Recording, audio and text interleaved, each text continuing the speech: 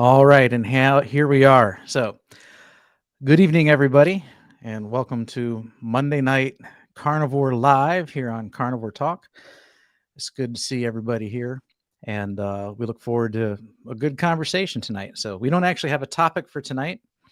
I ended up working crazy late, so I didn't have anything to really prepare or review. But there are some things that throughout the week that I watched and some videos and some news articles that I'll probably bring up because they were really interesting to me. But just a reminder, this is our roundtable discussion. So, every Monday night, if you're new here, what we do is we invite you to join us on screen using your mobile device or your laptop and your camera and everything. I've got room for 10 people on the screen, so you can click the link that's pinned at the top of the chat if you are on YouTube. And if you're not on YouTube, I'm going to share it real quick. I'm going to post it right now, so you should be seeing it over there on X and over there in Facebook. You're more than welcome to click that link and join us on screen and ask us anything you want in person. And you can do that whether you are a carnivore or not. You can also do that if you're, standard American diet. You can do that if you're vegetarian. That's okay, as long as we're civil. We're all here because we have one thing in common, and that's that we are mindful about what we eat because we care about our health. And so if you are interested in improving your health, or you're mindful about what you eat and you'd want to discuss it, feel free to click that link and join us on screen along with Jeff and Paul and Aaron. And so now we'll turn our attention and we'll say hi to them. Let's start with Aaron because we haven't seen you in maybe a month. How have you been, Aaron? I've been well, thank you. Actually, had some nice health improvements. I've had chronic relapsing babesia, which is a tick-borne blood infection, for about 20 years. A lot, and I'm breathing much better. Okay. Sleeping better and happier. All right, that's good. Good to hear that. All right. And how about you, Paul? How are you doing? Pretty good. Found a new grocery store today, and it's kind of interesting. I think it's Mennonite or Amish owned, and I got some really good meat prices, and their prices are what everybody else has on sale all the time.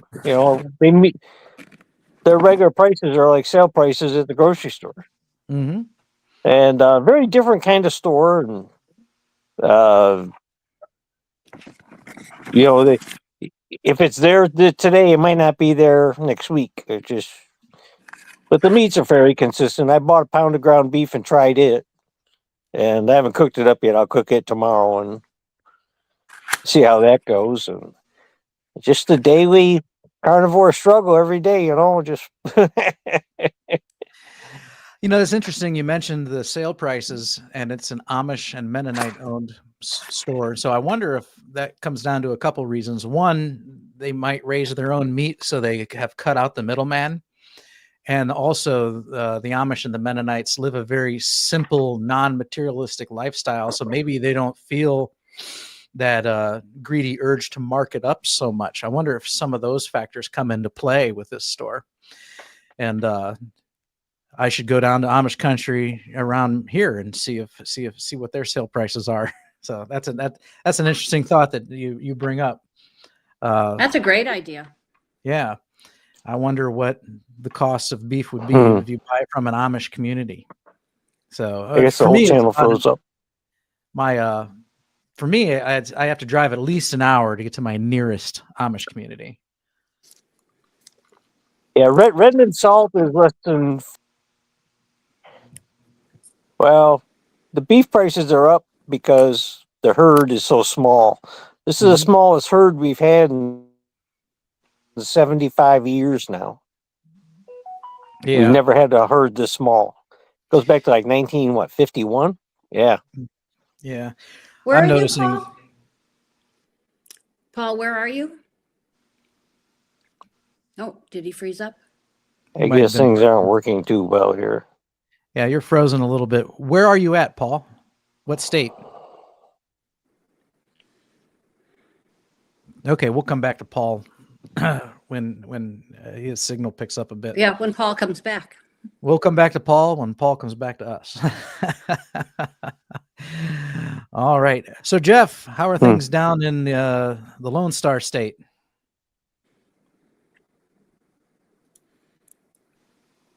Working hard, buddy. Working hard. I ain't got much time for nothing else. Mm-hmm. The one thing I like about the Monday live streams, I get to shut down early. Yeah. Yeah. Yeah. I've been working on my barn. I had to make a run back to the old place, do some work on it. But got back here and been working on my barn for 2 days, turning it into a horse barn instead of a hay barn. So lots of welding. Have you sold the old place or have an offer on it? I've got a contract. We got a contract on it right now. Okay. All right. So Very I was nice. just I was just satisfying one of the requirements of the inspection that they wanted looked at. So got that out of the way, and now it's just a matter of waiting. All right.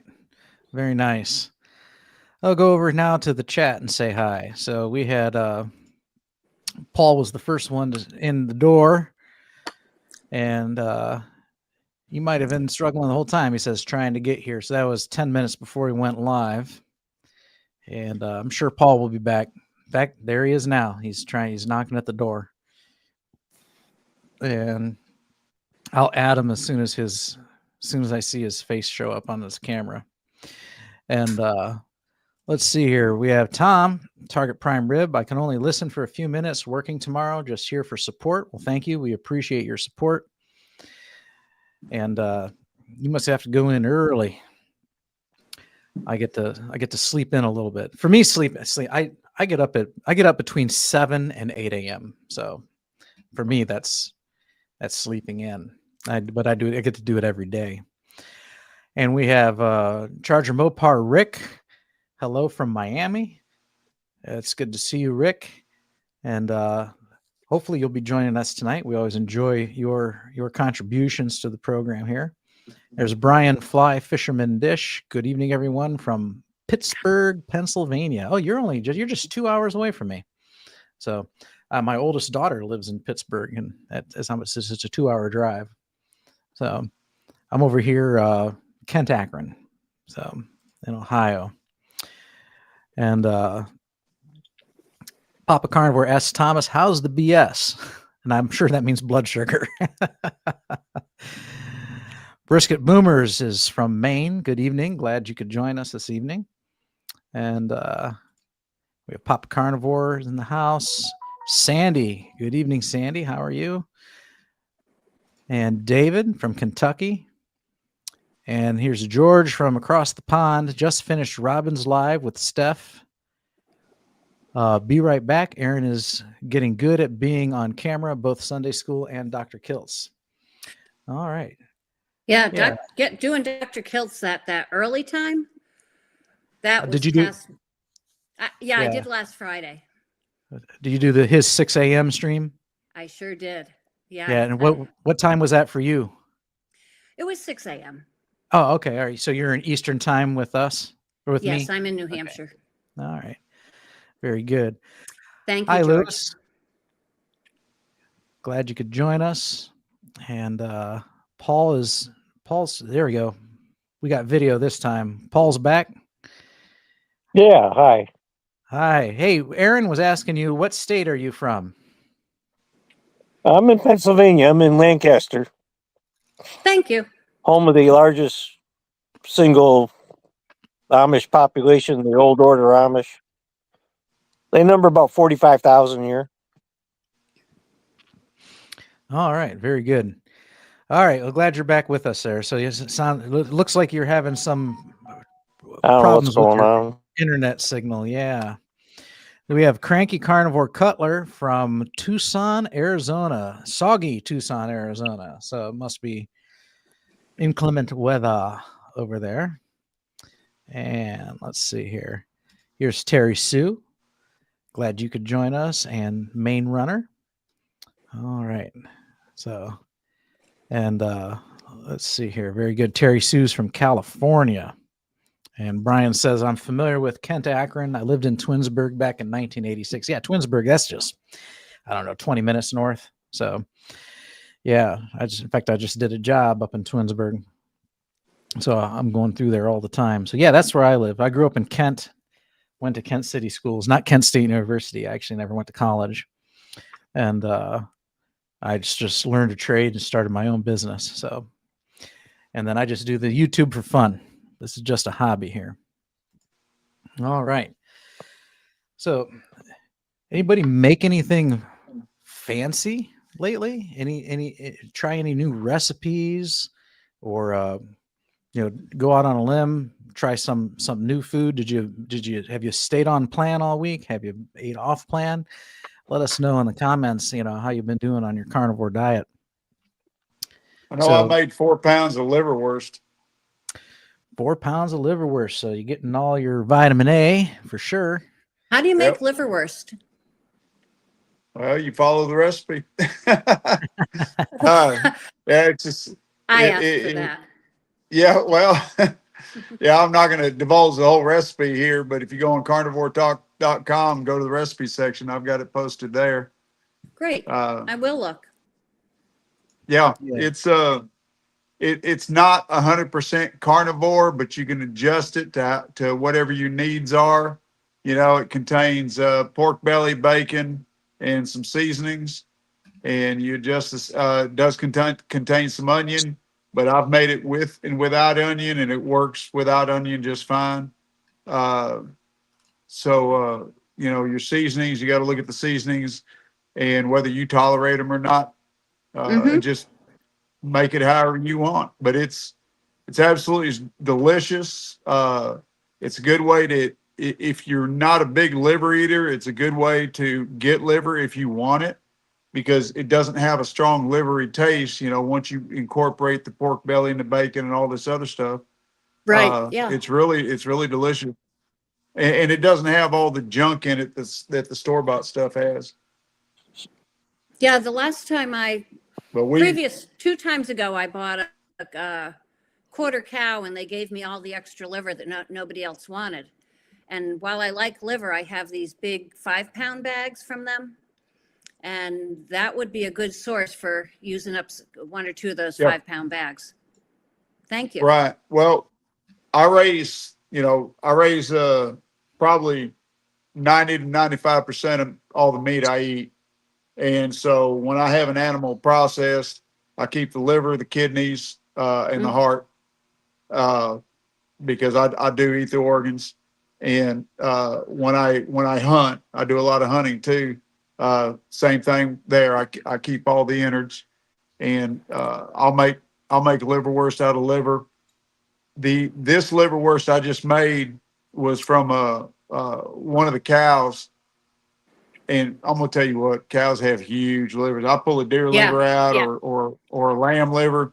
It's not so big. I mean, it's small compared to a cow. Cow livers are huge.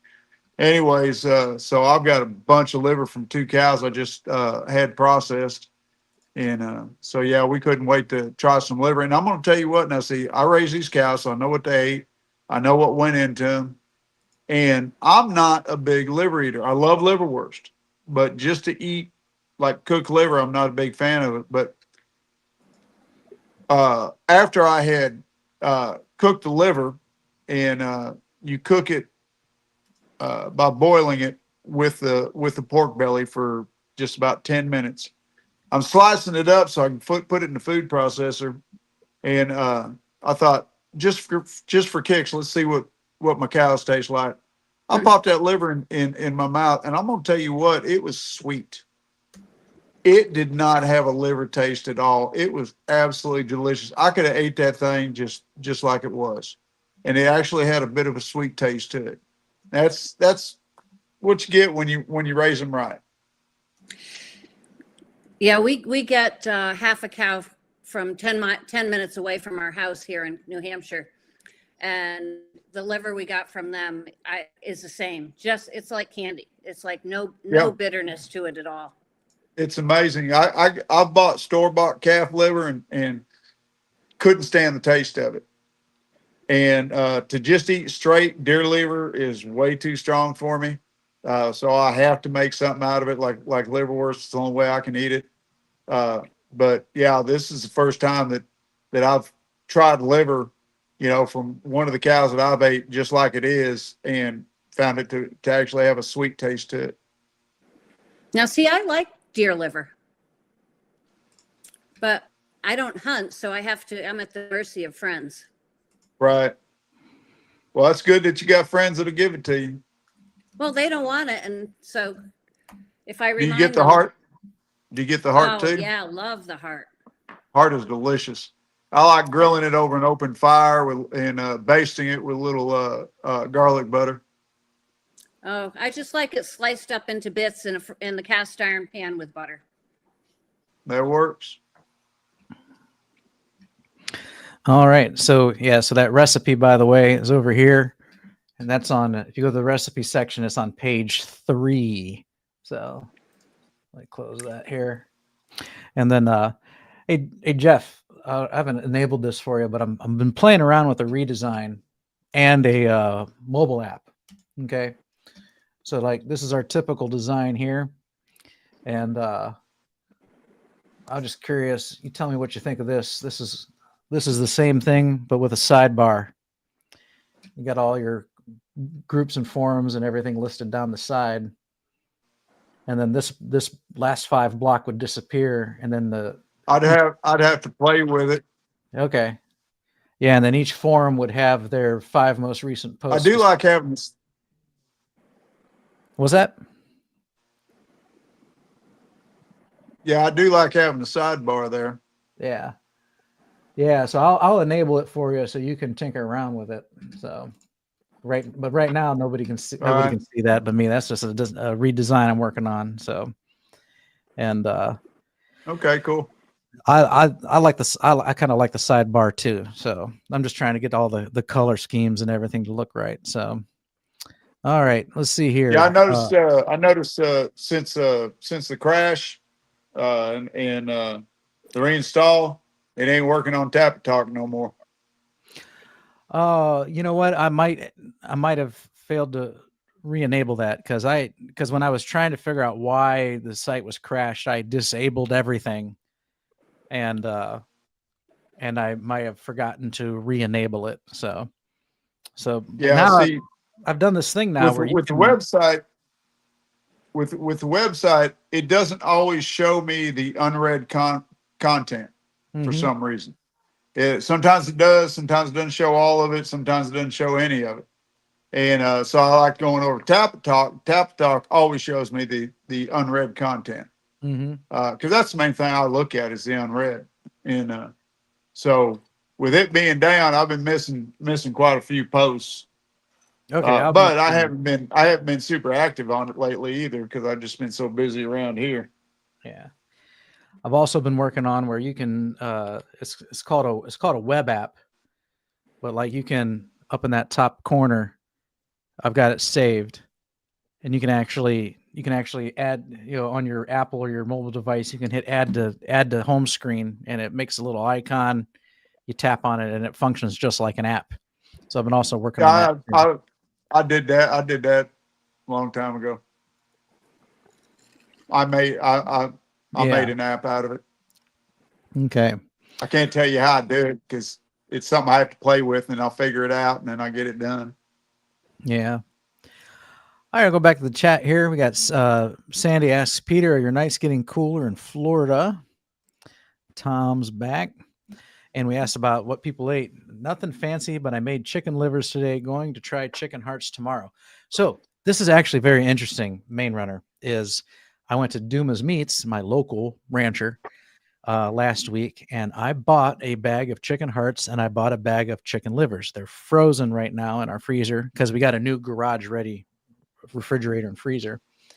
And it's kind of funny because when we were there, my wife was like, "Oh, we should get these for the dog," and I'm like, "Well, actually, we should get those for me."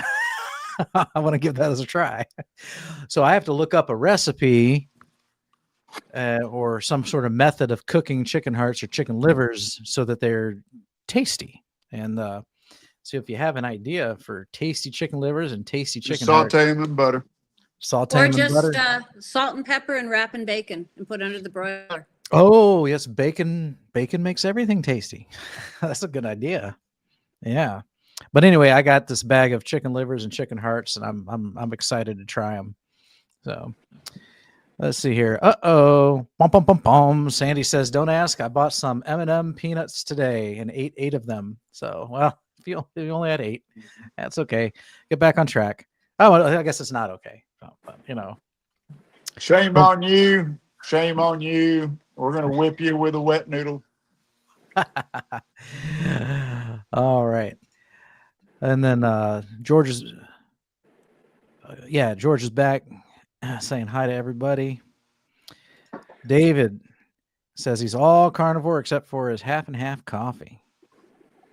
So this week obviously I drink tea, and I'm still bad with the soda, also diet soda.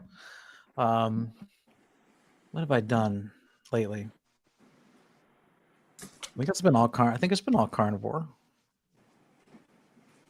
Oh, so you know what? No, I think I had some. I think I used so I still use seasonings, and I used a little salsa as a seasoning this week. So when we had taco night, so I had a little bit of salsa.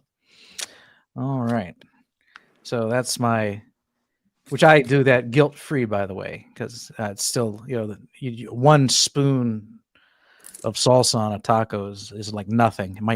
It might be a carb, so if I'm going to cheat, I'm going to cheat with keto.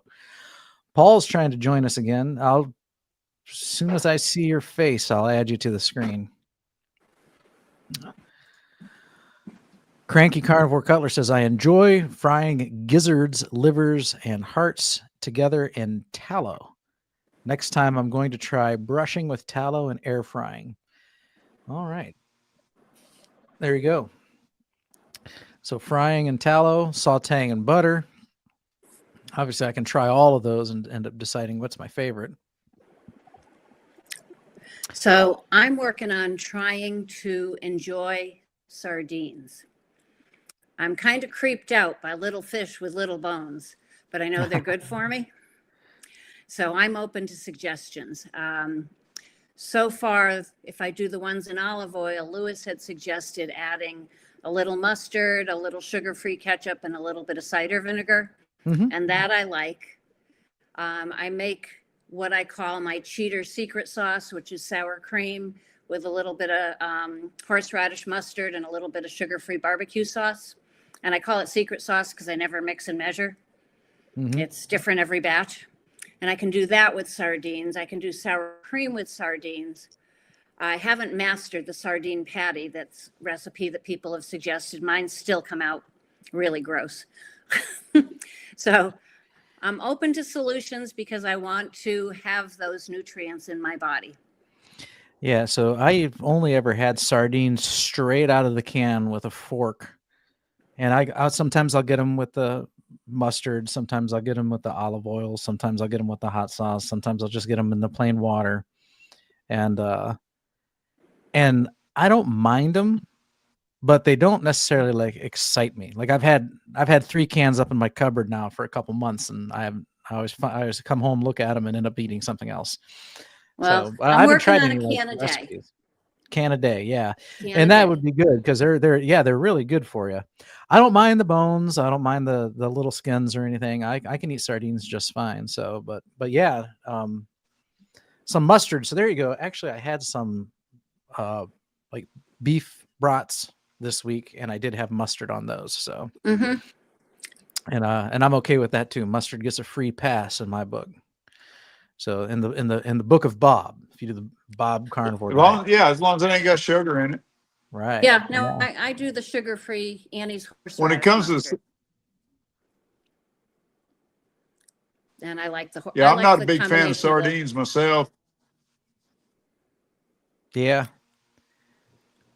yeah, my other When I used to eat, I think there's a delay because you both end up talking at the same time on my end.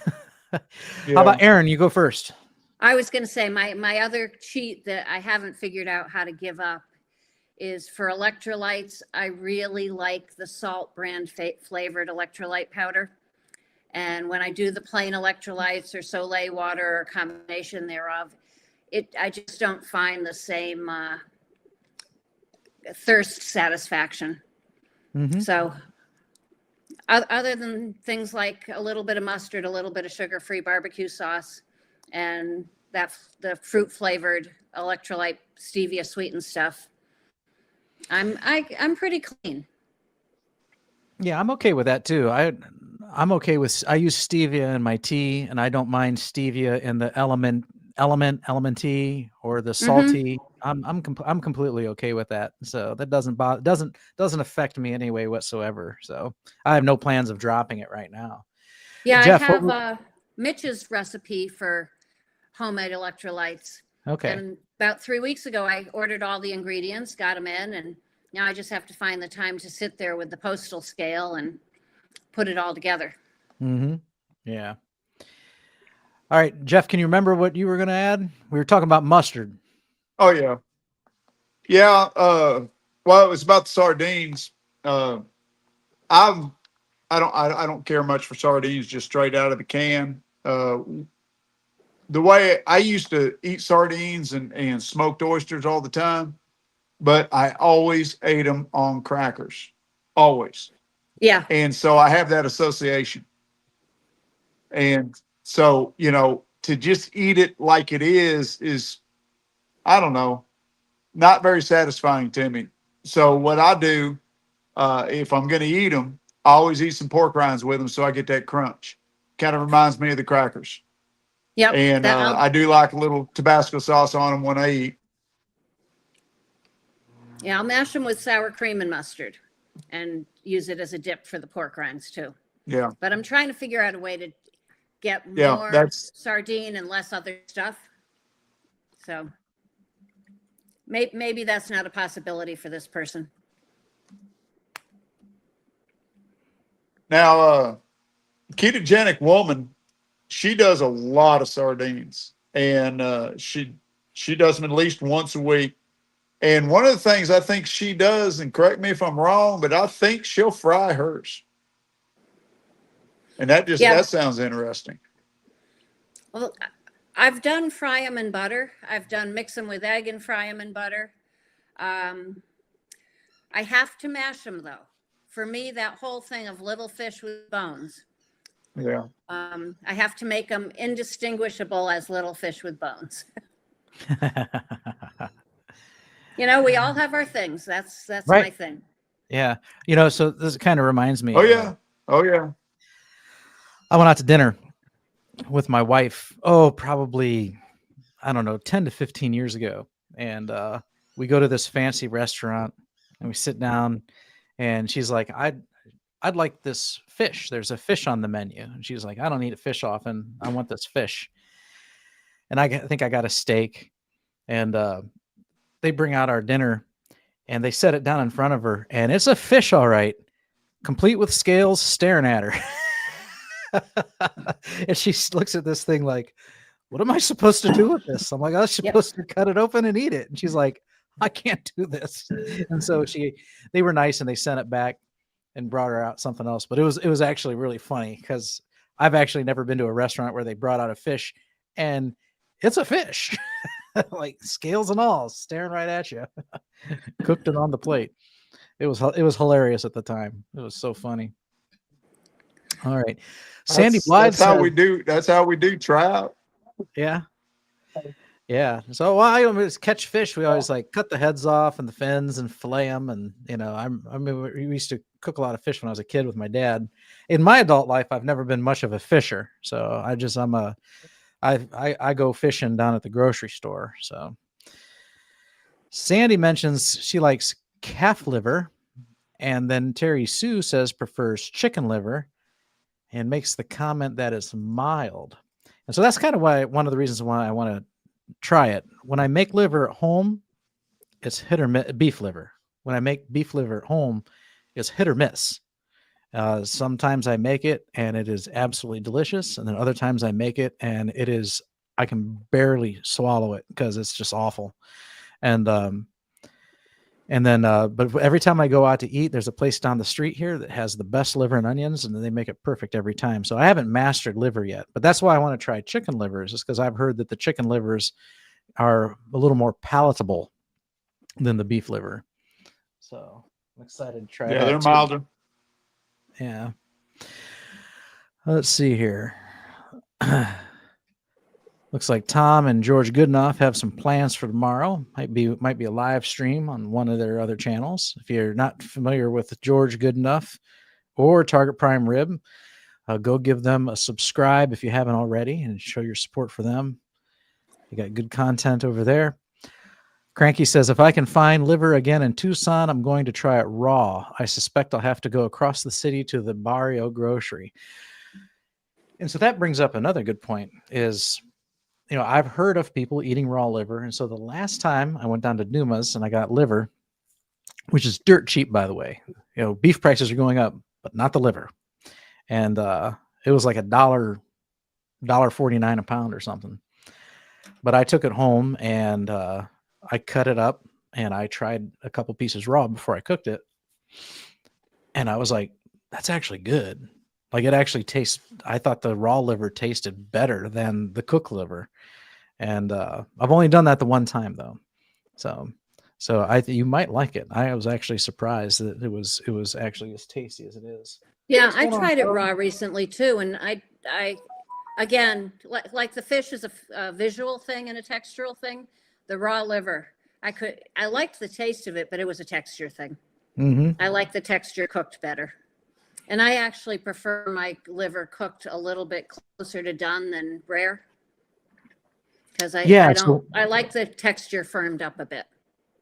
Yeah, and I agree with you there too, because when I made it the first time, I cooked it in bacon grease, and I cooked it well done, and that one was okay. And then someone told me that rare was better, so the second time I got some liver, I just threw it in the pan, seared one side, seared the other, and so it was probably rare or medium rare, and that's the one that I did not like, which is really weird because then I liked it raw, so I liked it well done and I liked it raw, but I didn't like it in the middle.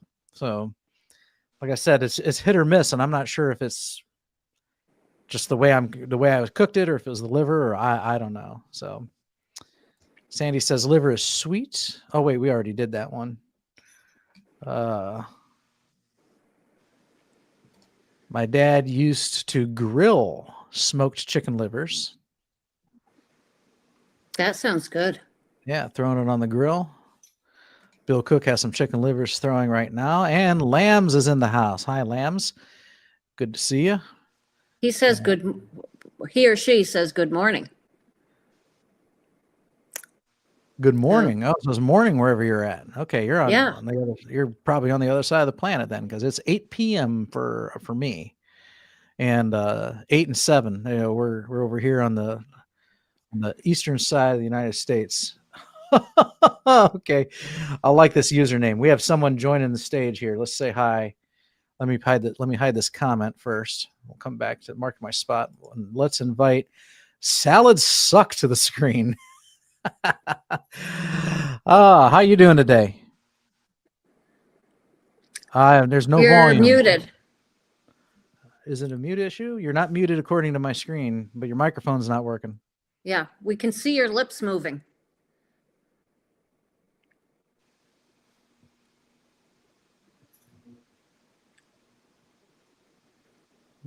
Now you just muted yourself, and you just unmuted. I know when I come into StreamYard, I have to enable the microphone on the computer itself in addition to StreamYard. Yeah, on my screen, there's a settings icon at the bottom, and you can click on that, and you can go over to audio, and you can choose your default mic. So give that a try. We'll leave you on the screen. We'll leave you on the screen, and then you play with it, and we'll let you know if it's working. Okay. All right. We'll go back to some comments here. We had chicken livers. I lost my place, rather. Of course. Let's see here.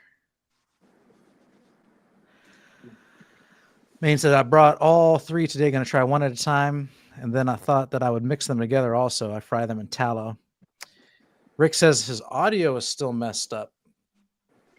And yeah, you know what? I worked Saturday, but I popped in a little bit on Saturday, and it wasn't as crystal as normal. And then I think I saw you had another video where you were showing some of your electronics and what was working and what wasn't. So sorry to hear that you're having those kind of troubles with your audio. Kind of like our new salad suck friend. He's having trouble with his audio too. Terry Sue, rumaki is good for chicken livers. Rumaki. What is? Do any of you guys know what rumaki is? I'm going to Google it. Yeah, I'll race you. Okay. You're going to beat me bacon anyway. wrapped chicken livers. Combines chicken livers, water chestnuts, and bacon with a sweet soy glaze. That's what the first thing that Bing showed up was. Here's a Wikipedia article. Yeah, water chestnuts, chicken liver, bacon, marinated in soy sauce, and either ginger or brown sugar, then fried or baked. So I could do the ginger, but not the brown sugar, unless it's a tiny little bit, you know. But yeah, no, that actually sounds good. Sounds like it'd be a good combination of foods there, and maybe if you can't stand liver by itself, maybe that's something you could do to make it appetizing. So, rumaki, I learned something new today. Let's see here. I was trying to find advice on air frying them. After I've tried them, I'll try them all. I'll try what you suggested. So let's see here. I love liverwurst and Braunschweiger. I think Braunschweiger is what I get down at the store. Sometimes I'll go down the store and I'll get my liverwurst there. And there's some that's a log. You can slice it yourself, and some of it comes already sliced. So let's see here. Wrapping bacon. Gizzards. What is a gizzard? Jeff, what's a gizzard? You ever heard of the craw? The craw? It's the craw. What it is, the gizzard is, it's just another name for it. It's a generic term for it. It's where their food goes in and gets crushed before it goes to their stomach, because they can't eat like seeds and whatnot. So they'll eat like rocks and whatnot, and they'll pass the seeds off into the gizzard, and the rocks will crush up the seeds and whatnot, whatever they eat, and then it'll pass on down into their stomach. Oh, okay. Interesting. All right. So I've never had gizzards either, though. Gizzards are chewy. Oh, yeah? I think that's an understatement. Yeah.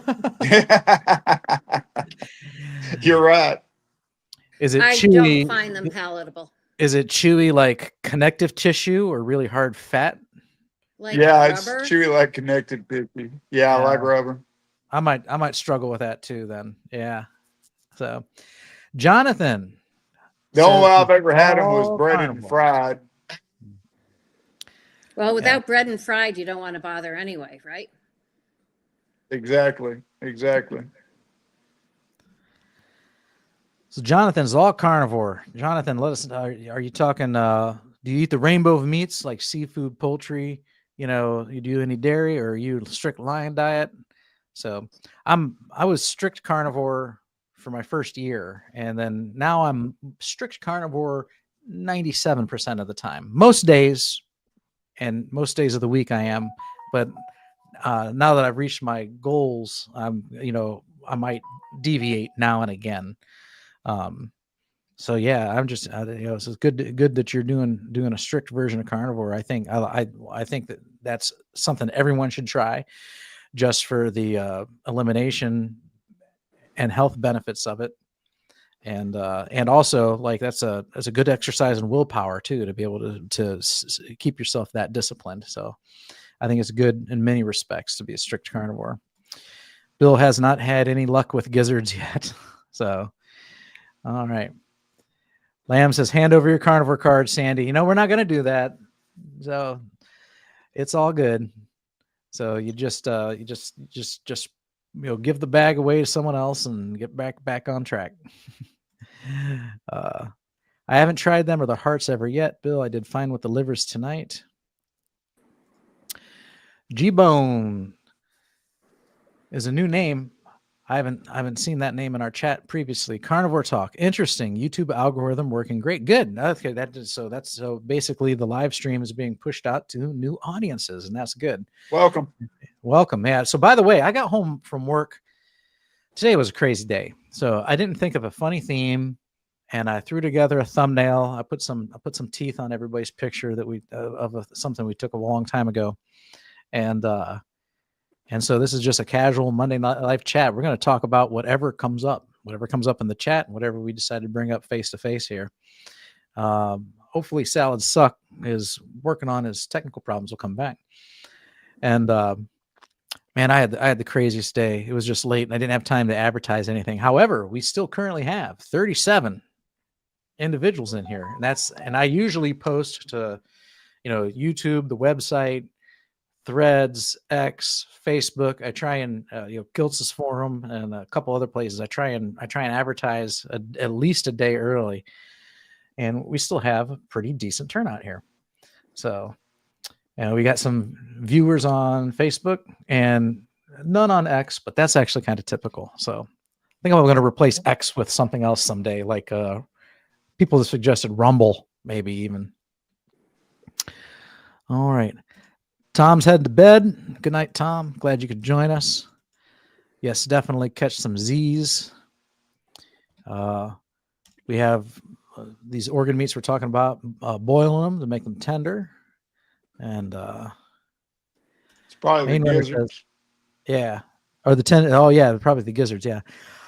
Main Runner says, I eat canned fish every day, Aaron. I mash them on a plate, mix in some bacon bits and some mustard sauce I make for sardines made out of bacon fat. Never and mustard. That's probably not supposed to say never. So you got bacon bits, mustard, and bacon fat. Yeah, I thought about the bacon fat idea. I use bacon fat in my deviled eggs. Yeah, okay. All right. Thanks. Salad Suck. Testing 1, 2, 3. Say something. Okay, let's see if I can get this thing working. It's working. I hear you whispering. Hey, you're making noise now. Yeah, we heard that faintly.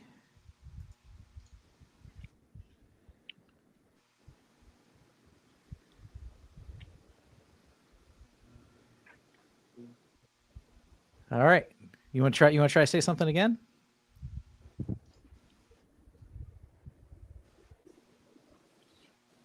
Or whenever you want to, just speak up. Let's see here. Terry Sue, I like the smoked sardines. That actually sounds good right now. I haven't had dinner yet, so all this stuff sounds good. Polar in olive oil. I've never not eaten them straight from the can. Yeah, same here. So that's why I talk about different sardine ways of preparing sardines as actually as an interesting subject to me, because I've never given any thought to. I just saw them as something you pop the can and then pop them in your mouth. Cranky says the sardines and olive oil give me nasty tasting gas. The ones in broth are awesome. I sometimes add mustard or Tabasco. I've not thought of apple cider vinegar. Next time I'll try it. The bones are barely noticeable. I'm glad they're barely noticeable to you. I notice them more than you then. Some people fry sardines in bacon grease. So I've never had a hot sardine. I've just had a room temperature sardine.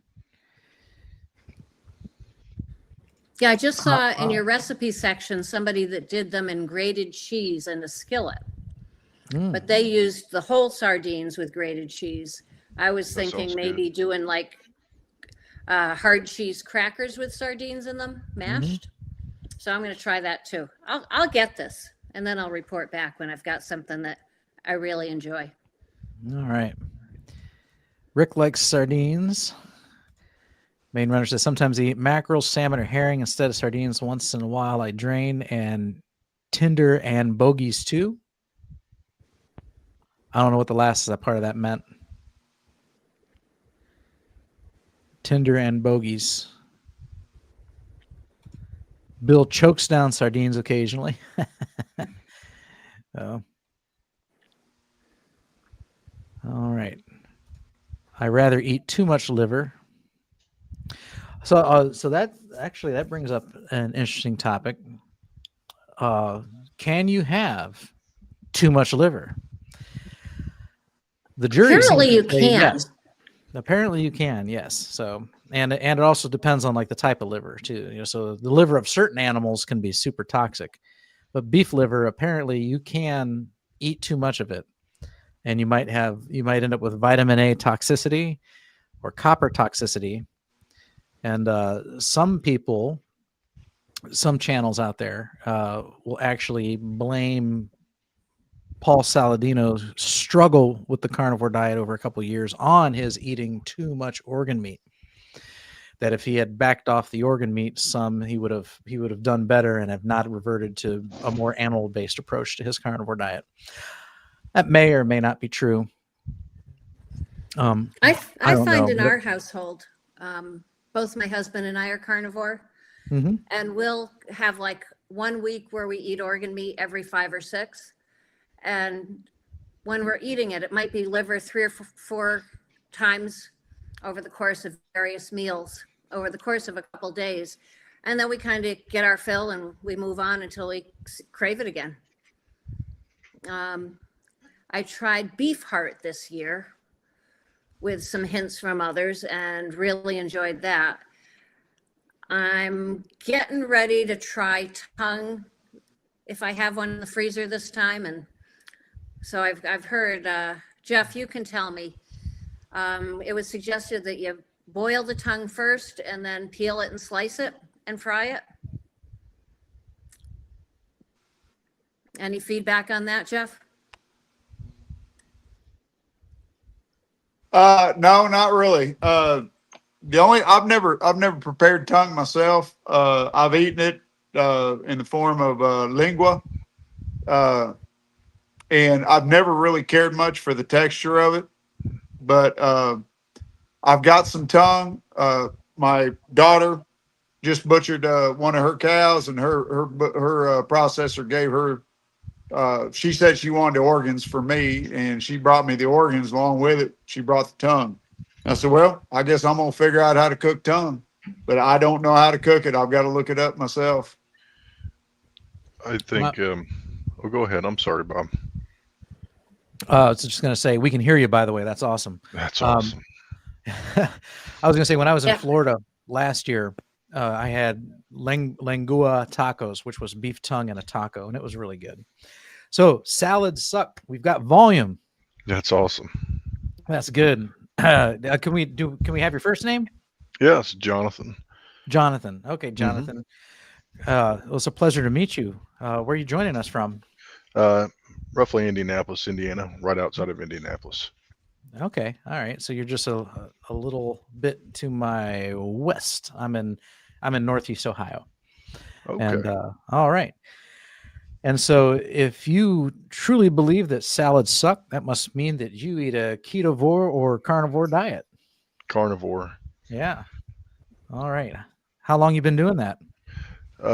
Roughly 4 weeks. I mean, I've been an advocate for meat my whole life, military. I mean, I just never did like vegetables and fruits. It's just been meat and working out. And then they put me on a renal diet for CKD stage 3A and lost probably 50 pounds of muscle because there was no fat on me. They didn't know what the cause was, and then they just turned it up to medication because that's what they think caused it, but they still don't have a clue. They have no idea. But since I've been on carnivore for roughly 4 weeks, just nothing but meat and eggs, my GFR and everything else has dramatically increased to right now I'm at stage 2, almost stage 1.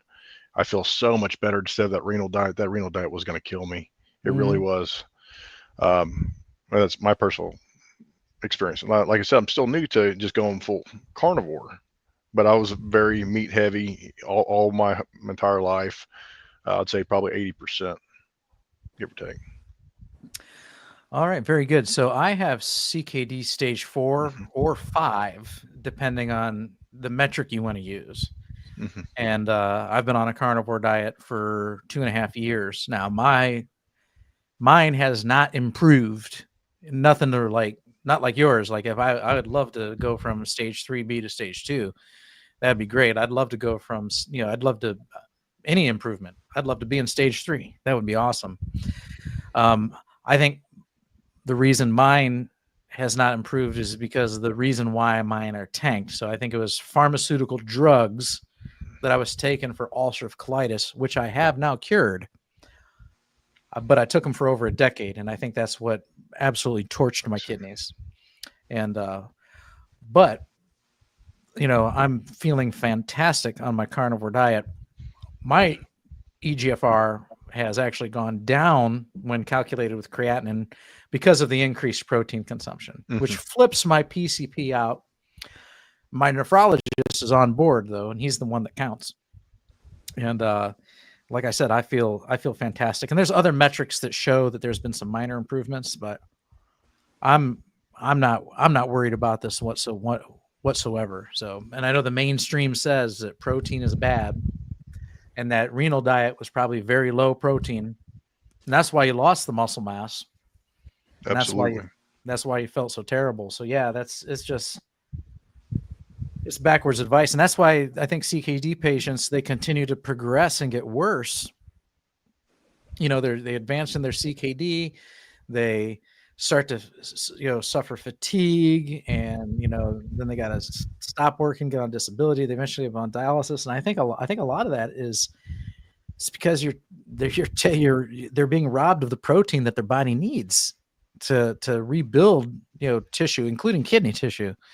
So that's an unfortunate myth that protein is bad for those with CKD. At least I believe it's a myth, and I'm basically using myself as a guinea pig, to try and push the fact that it's a myth. This is my N1 experiment.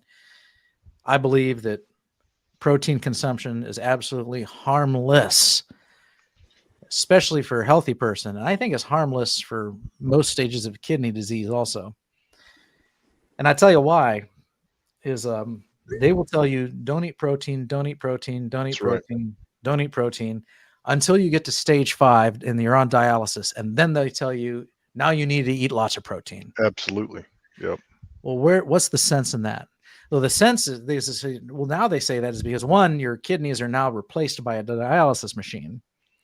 And at that point, you're barely hanging on to life and you need protein, so you should just ignore, just eat your protein.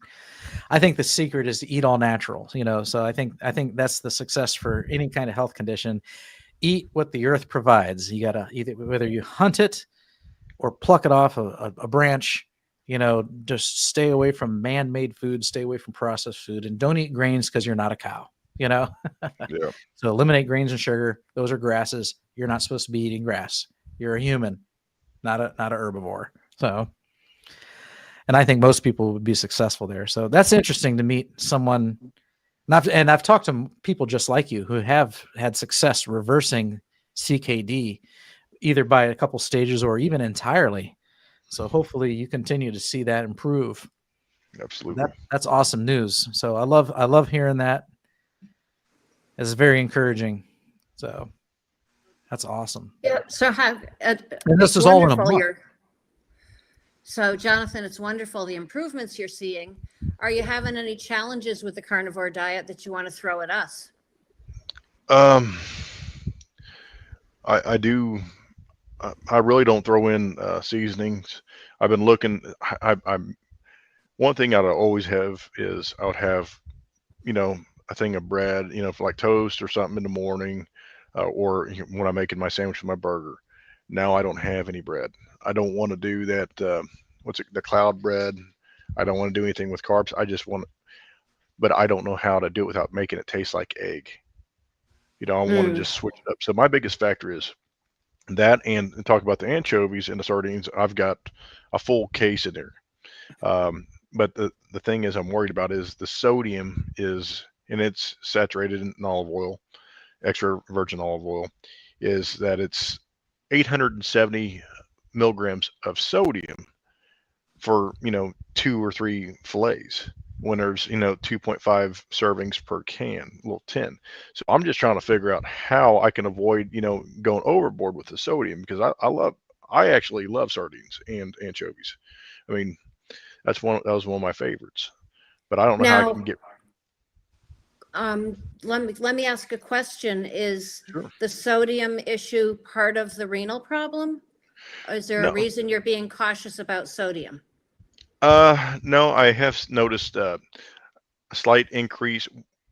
I've seen cardiologists. I've seen, you know, because I had chest pains when I was in the gym, and I had this bilateral flank pain. It looked like it was like stabbing me, excruciating pain. I didn't know what was going on.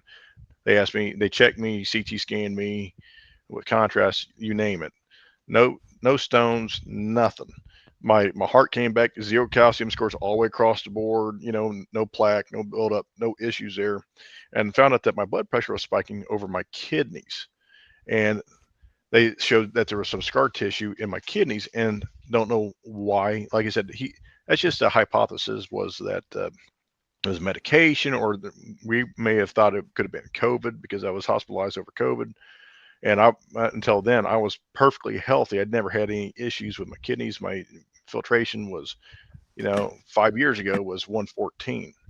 You know, it was just perfect. And I ran miles. I was in the military. Um, you know, I just kept on living and doing what I was supposed to, or thought I was supposed to be doing. And it just hit me out of nowhere. I was having some blood in my urine, had some protein, urea.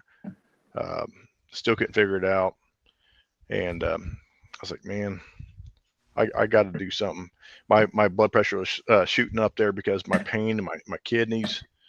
I mean, at one point it got to, I went to the ER. They said it was like 200 over 90, called it a cardiac crisis. I thought I was having a heart attack, and they couldn't find nothing wrong with me. Blood test showed that I didn't have any issues. Real scary. I mean, just like, you know, Bob, when you found out that you had CKD, I mean, and it just hits you, it just turns you upside, you know. And I'm trying to get answers. Nobody knows. I've been to several nephrologists, go to the Indiana kidney specialist. My doctor's like, well, there's nothing we can do. We're going to try to treat the symptoms with statins and all this other stuff and high blood pressure medicine. I'm like, I shouldn't even, you know, but what transpired for that to begin with? So they put me on this renal diet, felt like absolute trash, thought I was dying, lost so much weight in just record time. You know, told me to go easy. I didn't have the energy for the gym. I'm like, okay. And all this, I'm like, these people, if they don't know what they're doing, at the same time they put me on a renal diet, I'm looking, I'm like, most of the stuff has oxalates or have some kind of particles or some crap that's not good for me. And I said, okay, I'm changing this around. And I started doing some research. I started watching you, Bob.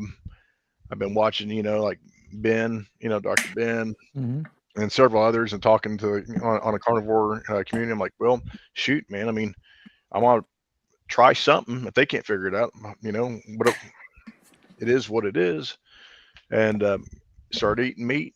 Started, you know, eating eggs and meat. Like, cut out all the sweets and all the crap. Of course, like I said, I wasn't heavy in it to begin with, and started feeling better. I mean, I still get some twinges in my kidneys. I still, you know, splotches of protein, but I'm sleeping better. I'm getting more energy. My filtration, and that's another thing is too, is I'm hydrating. I'm making sure that I'm consuming, like on one of your videos, you're like, hey, I'm down in these 40-ounce bottles here, of water and stuff, or this water. I'm like, okay, yeah, I'm going to start hydrating, make sure I'm getting at least 3 or 3.5 liters of water a day, Mm-hmm. and it gets these kidneys saturated up. And so, and, but regardless of what happens, even if I don't improve anymore, my quality of life is better. It's 1,000 times better. That's one thing I can say. I just wish I had some bread. My levels are all good, except for I have seen an uptick in my triglycerides. It's not much. And also with my BUN creatinine ratio, my creatinine dropped dramatically. I'm back in the normal range when I wasn't. But my BUN is higher. It's 2 or 3 points higher, which is, it is what it is. So that ratio is off. But other than that, I mean, I feel fantastic. Yeah, and both of those are waste products from the breakdown of protein. The BUN, blood urea nitrogen, I see. and so is the creatinine. Those are both waste products from the breakdown of protein. And so if you work out or if you eat a high protein diet or take protein supplements, those numbers usually go up. But to hear that your creatinine is going down, that's, like I said, that's really good. So your kidneys are healing, whether you had, chronic kidney disease, or since it was recent, maybe you had an acute kidney injury for some reason, and now that's on the mend. So, yeah, so that's good. But isn't it interesting that, you eat the opposite of what was recommended to you, and then all your problems start to go away. And that's kind of where I'm at too, is like, I had some issues with my triglycerides and my CKD. My numbers went way off, and that's because of the stage that I'm in. And then my primary care physician, he had a cow, and he wanted me to oh, you got to get off this diet, just eat oats. And I'm just like, I can't rationalize it. For one, I feel like $1 million. And a year ago, I felt like I had one foot in the grave and the other one on a banana peel. Yeah. So I feel like $1 million. No more narcolepsy, no more brain fog. I've got energy. I feel good. I'm not depressed anymore. I've lost 60 pounds. I mean, like everything is going good. So there's no way I can turn my back on this. I can't fathom why adding back, vegetables is going to really improve the situation, dramatically, nothing dramatically, and maybe in some of the markers it would, like, obviously, we can eat an Oreo a day and lower your LDL according to Nick Norwitz, so, but I wasn't even worried about my LDL. It wasn't even that bad. And then, so I do the opposite, but it was my nephrologist. Like when I went to see him, he said that he wanted me eating more protein because I was spilling so much protein in my urine. So he's like, you need to make up for what you're spilling. So I want you to eat more protein. And that's kind of why, I did keto and then keto and went on a carnivore diet, is because I'm like, okay, well, this means more protein. This is it right here. And, so yeah, I'm the same way. These, looks like Paul's back. Let's add him to the stage. And, I tried to sneak back in here. All right. Well, we'll see. We'll see how long you last this time, Paul. All right. Well, I just wanted to say I readjusted my blood sugar ranges, and I wouldn't.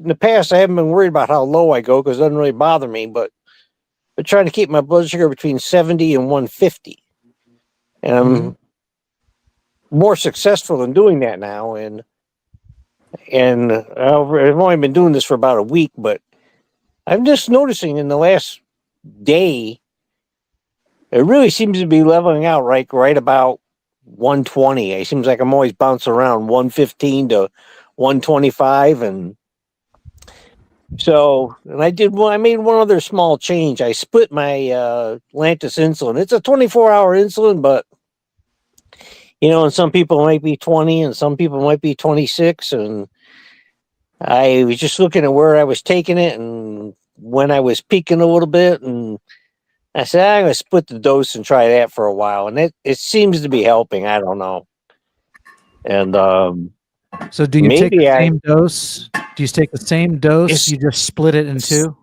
yeah, and do it 12 hours apart. Okay. And it's not licensed. That's not how the FDA approved it. So, well, That's how I take my vitamins the same way. I take them I take this smaller doses, but at 2 meals a day. so someday I'd like to just have a long discussion about all the supplements I am taking, and if I do start becoming successful and continuing to reduce the insulin, I'm worried about, okay, what was it? Is it the carnivore eating? Is it the supplements? Is it a combination of the two? And if I stop taking a supplement, am I going to start going back in the other direction? And I guess that'll just be a big experiment. I'll just have to do it one at a time and say, okay, eliminate this and see what happens. And when you say supplement, are you referring to the insulin? No. Okay. I'm referring to D3K2. Oh, okay. I was taking one a day, and due to some other issues, I started taking 2 a day. And it seemed to help. I don't know. I take the vinegar. I take the apple cider vinegar capsules. Okay. And it really seems, according to my CGM, it seems to help my blood sugar. I could see where that does. I don't think the amount of vitamin D3 or K2 is going to have any impact on your blood sugar. I took that more for healing purposes. Right. Okay. I'm still battling this chronic venous lack of. You're talking about the veins. Yeah, the veins in the legs. Yeah. Yeah. In insufficiency. Mm-hmm. Chronic venous insufficiency. It's not a fun thing, but a lot of people get it. It's like 10% of the population over 50 have swollen feet. Mm-hmm. Mine swelled up so much I couldn't get my shoes on. And not something I ever expected, Mm-hmm. I think we get into a mindset. Hey, I'm on carnivore. I'm feeling really good. Oh boy, things are great. Oh man, where did this come from? And I know what caused it. Some of it was, if you live long enough, you're probably going to have it. You may have to live to 110, but it's amazing what I've learned about the body. There's 2 sets of veins in your legs. There's surface ones, and then there's ones deep down inside. You don't need the surface ones. That's why they can take the vein out of your leg for your heart bypass. Doesn't hurt a thing. You don't need it. And that's what they want to do. They want to close off my veins in my thighs. And I talked to the guy today who's a wound care specialist. He knows a lot about circulation, and he says, for some people it works, and some people it don't. And I said, well, I'm just going to continue with my diet, my exercise, and I am doing. And it seems like the biggest thing you can do for this venous issue is build your calf muscles. Mm-hmm. So I'm doing 300. I stand at the sink and go up on my tiptoes, hold for 2 seconds, and go down. I do 300 of those a day. All right. And I've just gotten to the point now where it doesn't hurt the next day. And so, very good. Yeah. And the blood sugar is it's probably a journey, and we didn't get here overnight. Yeah, that's right. Yeah. Here's an interesting comment. Hair Cafe. This was back at 8:30, so I'm 40 minutes behind on the comments. I'm doing a vegan carnivore diet. eat an all meat diet, but it's all plant-based meat like Beyond Meat and Impossible Meat. And Then you're not on a carnivore diet. Yeah, that sorry. doesn't make sense. Yep. yeah, that's so Eat how you want to eat, but you're not carnivore. yeah. So I mean, I'm sure that there's Well, some humor in yeah. that comment there. I'll ask in your Well, the comment, you're probably gone already, but you can't, how is that working out for you? you can't call it, yeah. You can't call it meat in Europe. You Yeah. can't call almond milk. You can't call it milk in Europe. It's not allowed. So Didn't come from a cow or a goat or anything, so it's not milk. They're not allowed to. You won't find oat milk in Europe. It's not allowed. so all that aside, I will They say have like it, but they call it something else. okay. So I will say that if this is the way you're eating and it's working out for you, great. So that we're completely okay with that. So I have tried those products before as they came out, and some of them were fairly convincing, but I like the real thing myself. So, all right. Charger says, eat escargot. Is anybody into escargot? Yeah, I love it. It's good stuff. Never had it. Yep. All right. And Cranky says, those plant-based Frankenstein factory foods should not legally be called meat. And yeah, I agree with that. It's kind of, when you go in the vegetarian section, you see, vegetarian chicken. Well, that's kind of like a contradiction in terms. That's an oxymoron. So, but yeah, I mean, like, those, if those products fit your lifestyle and your niche, I mean, that's perfectly fine. So I know I think as a company, they're not doing very well though. I heard they're on the verge of bankruptcy. I think that's what I've heard. So there's 2 types of sardines at Trader Joe's, both cans and scales. No other fish I've had has scales still on them. So chicken liver pops when you cook them, so keep a screen over them. That might be good advice. Anybody else ruin their shirts frying food? I wear an apron. Like bacon, like it'll all. pop and I'll get grease on my shirt. I'm wearing a Healing Humanity shirt today. I'll get grease on my shirt, and man, if I get grease or fat on my shirt, I can't wash it out. It's like they're permanently. Dawn. Yes. Blue Oh. Dawn. We keep one bottle right next to the hamper. Okay. And do you put that in the wash, or do you when you take off pre-treat your grease spotted shirts, you get as many spots as you can with the spotted Dawn. Okay. Throw it in the hamper and then just throw it in the regular wash cycle. All right. Now, I got my husband trained to treat his own clothing. Terry Sue says raw liver sounds too Dahmer. That's funny. What's interesting is that guy Dahmer, he was a local here, so he was right down the street. So Jonathan, I make chaffles with egg, cottage cheese, and pork rind panko. And that's my substitute for when I need a sandwich bun or a hamburg bun or a breakfast. Today it was breakfast sandwich. It was toasted chaffle with hot scrambled egg, melted cheese, and leftover burger patty heated up in butter between 2 chaffles. It makes you, it's not bread, but it's doing it with the cottage cheese and the pork panko. It's not as eggy. So it gives you hand food that works a little better. I do the same thing. I haven't tried cottage cheese, but I do the same thing.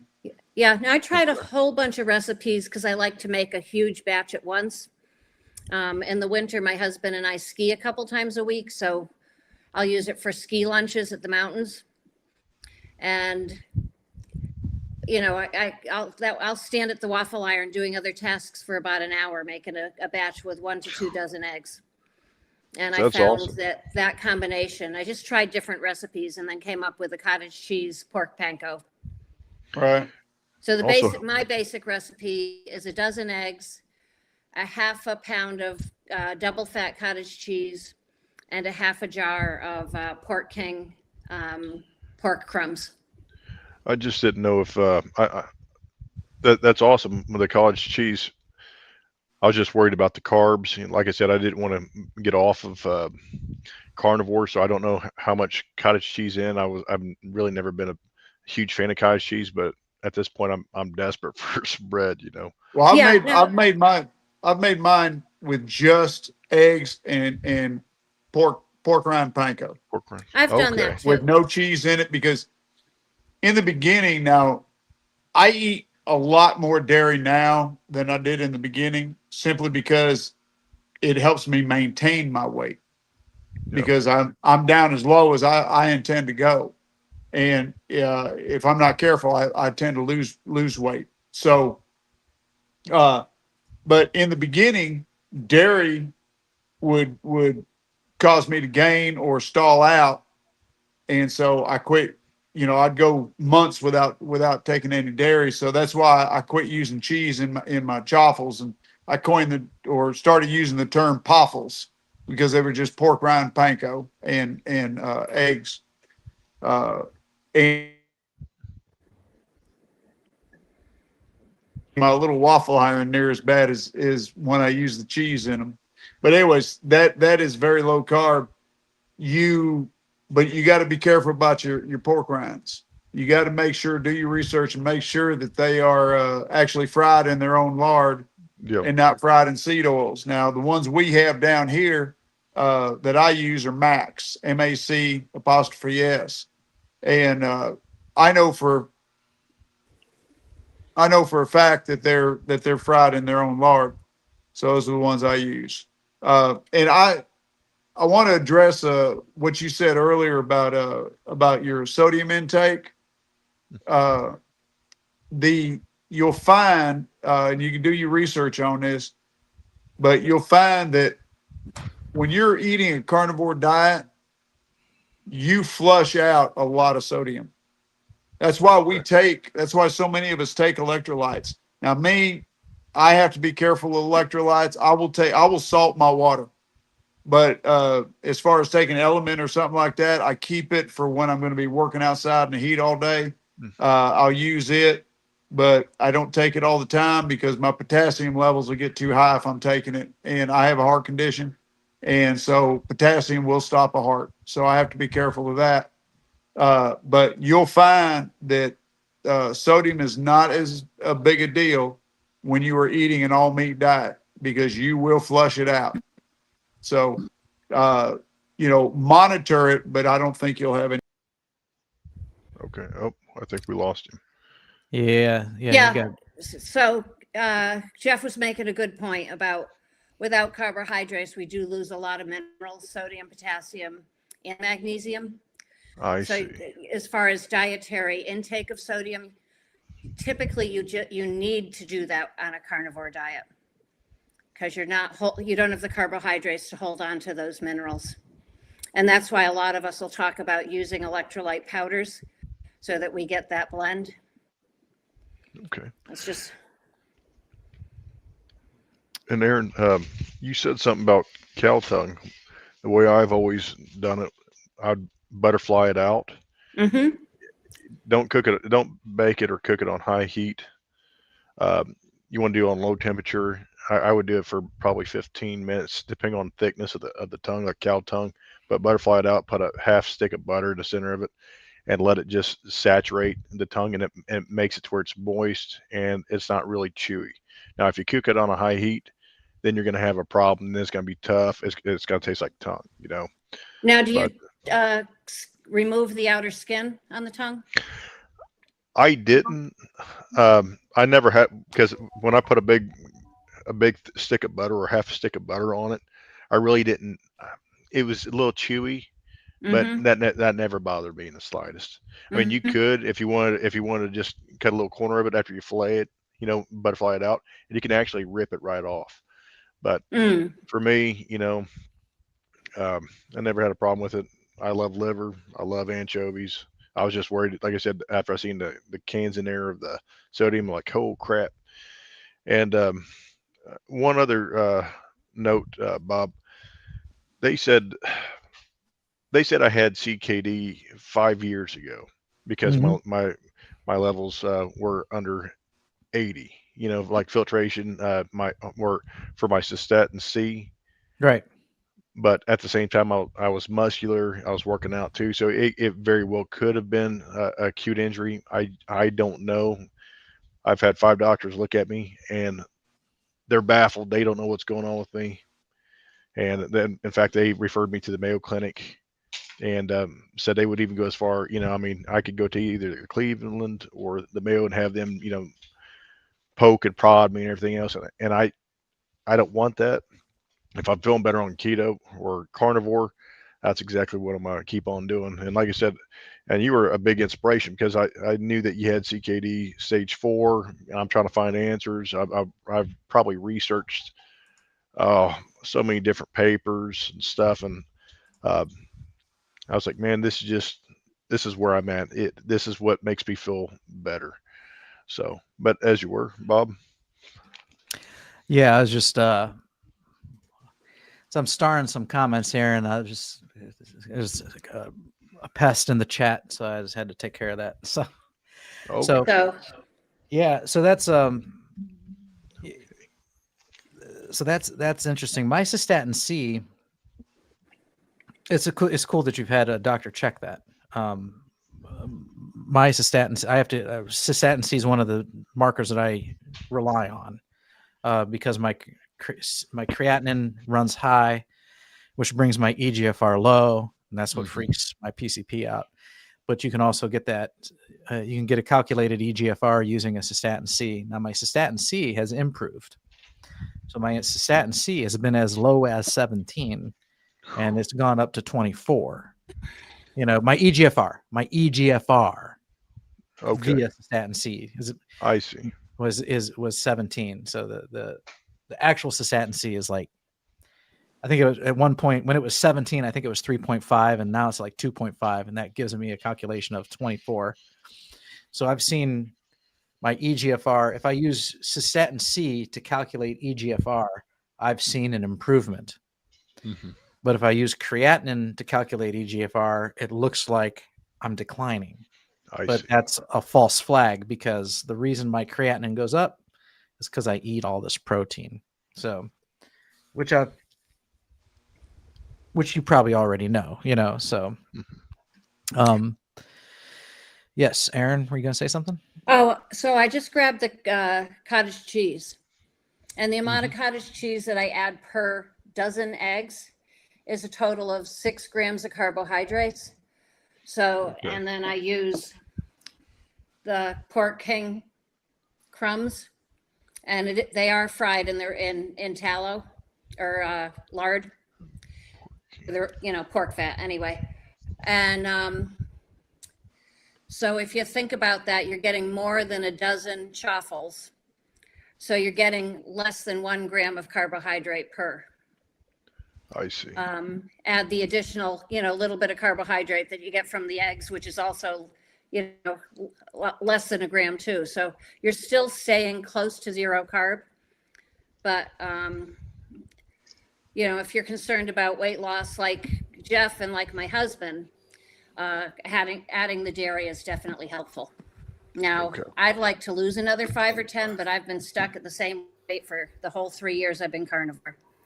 So I'm happy to be pain-free and to have a whole lot of other things healing. And if I ever lose those 10, it'll be what it is. But right now, it is what it is. I appreciate that. I'm trying to get the wife. The doctor wants her to take Ozempic or Zepbound. She's almost to the diabetic range, and they also want her to take all these other drugs. I'm like, hun, please don't listen. I'm telling you, I want you to just try this for a month. But she craves carbs, something unbelievable. I mean, I do too. I dream about drinking, you know, a tub of ice cream, but you know, I'm not going to do it because I feel better on carnivore than I've felt, honestly. I mean, like when I was in the military, when I was, you know, a teenager, you know. So, but yeah, I've been a strong advocate, trying to get her on carnivore because, I mean, she's also got some other issues, sciatic nerve issues. She's got arthritis. I think this is kind of like I think it's a godsend. You know, I mean, it's helped me feel so much better. I mean, it'll make her feel better. Yeah, Yeah. I know for me, the first couple months, I needed frozen brown butter bites. I would make 2 pounds of butter browned into frozen brown butter bites in silicone molds. And that was what helped me break the carb thing. Anytime I wanted cracker, salty, sweet, Yes. chocolate, any of that thing, I could pop a couple brown butter bites. I made no rules about having frozen brown butter bites available to keep me on task. Brown butter bites are good, and you can do variations of them. Just the brown butter alone is tasty, and yeah, it's by itself, it's almost like a caramel because you're caramelizing the butter when you brown it. And when you pour it into the molds, they usually separate, so you'll have like half of it will be like a browned butter, and then the other half of it is looks like a regular butter. And then you can throw some. I mean, you can get creative too. You can throw bacon bits in there. If you want it a little sweeter, you can throw a little allulose or stevia in there too. And I melted a little bit of tallow in mine too, to just kind of get the different kind of fat content. I had some batches, as I didn't need the sugary, salty flavor as much. I would do like 1/3 tallow, 2/3 butter. Mm-hmm. To just kind of vary the fat profile and the, what's that word? Somebody help me. Anyway, vary the fat profile.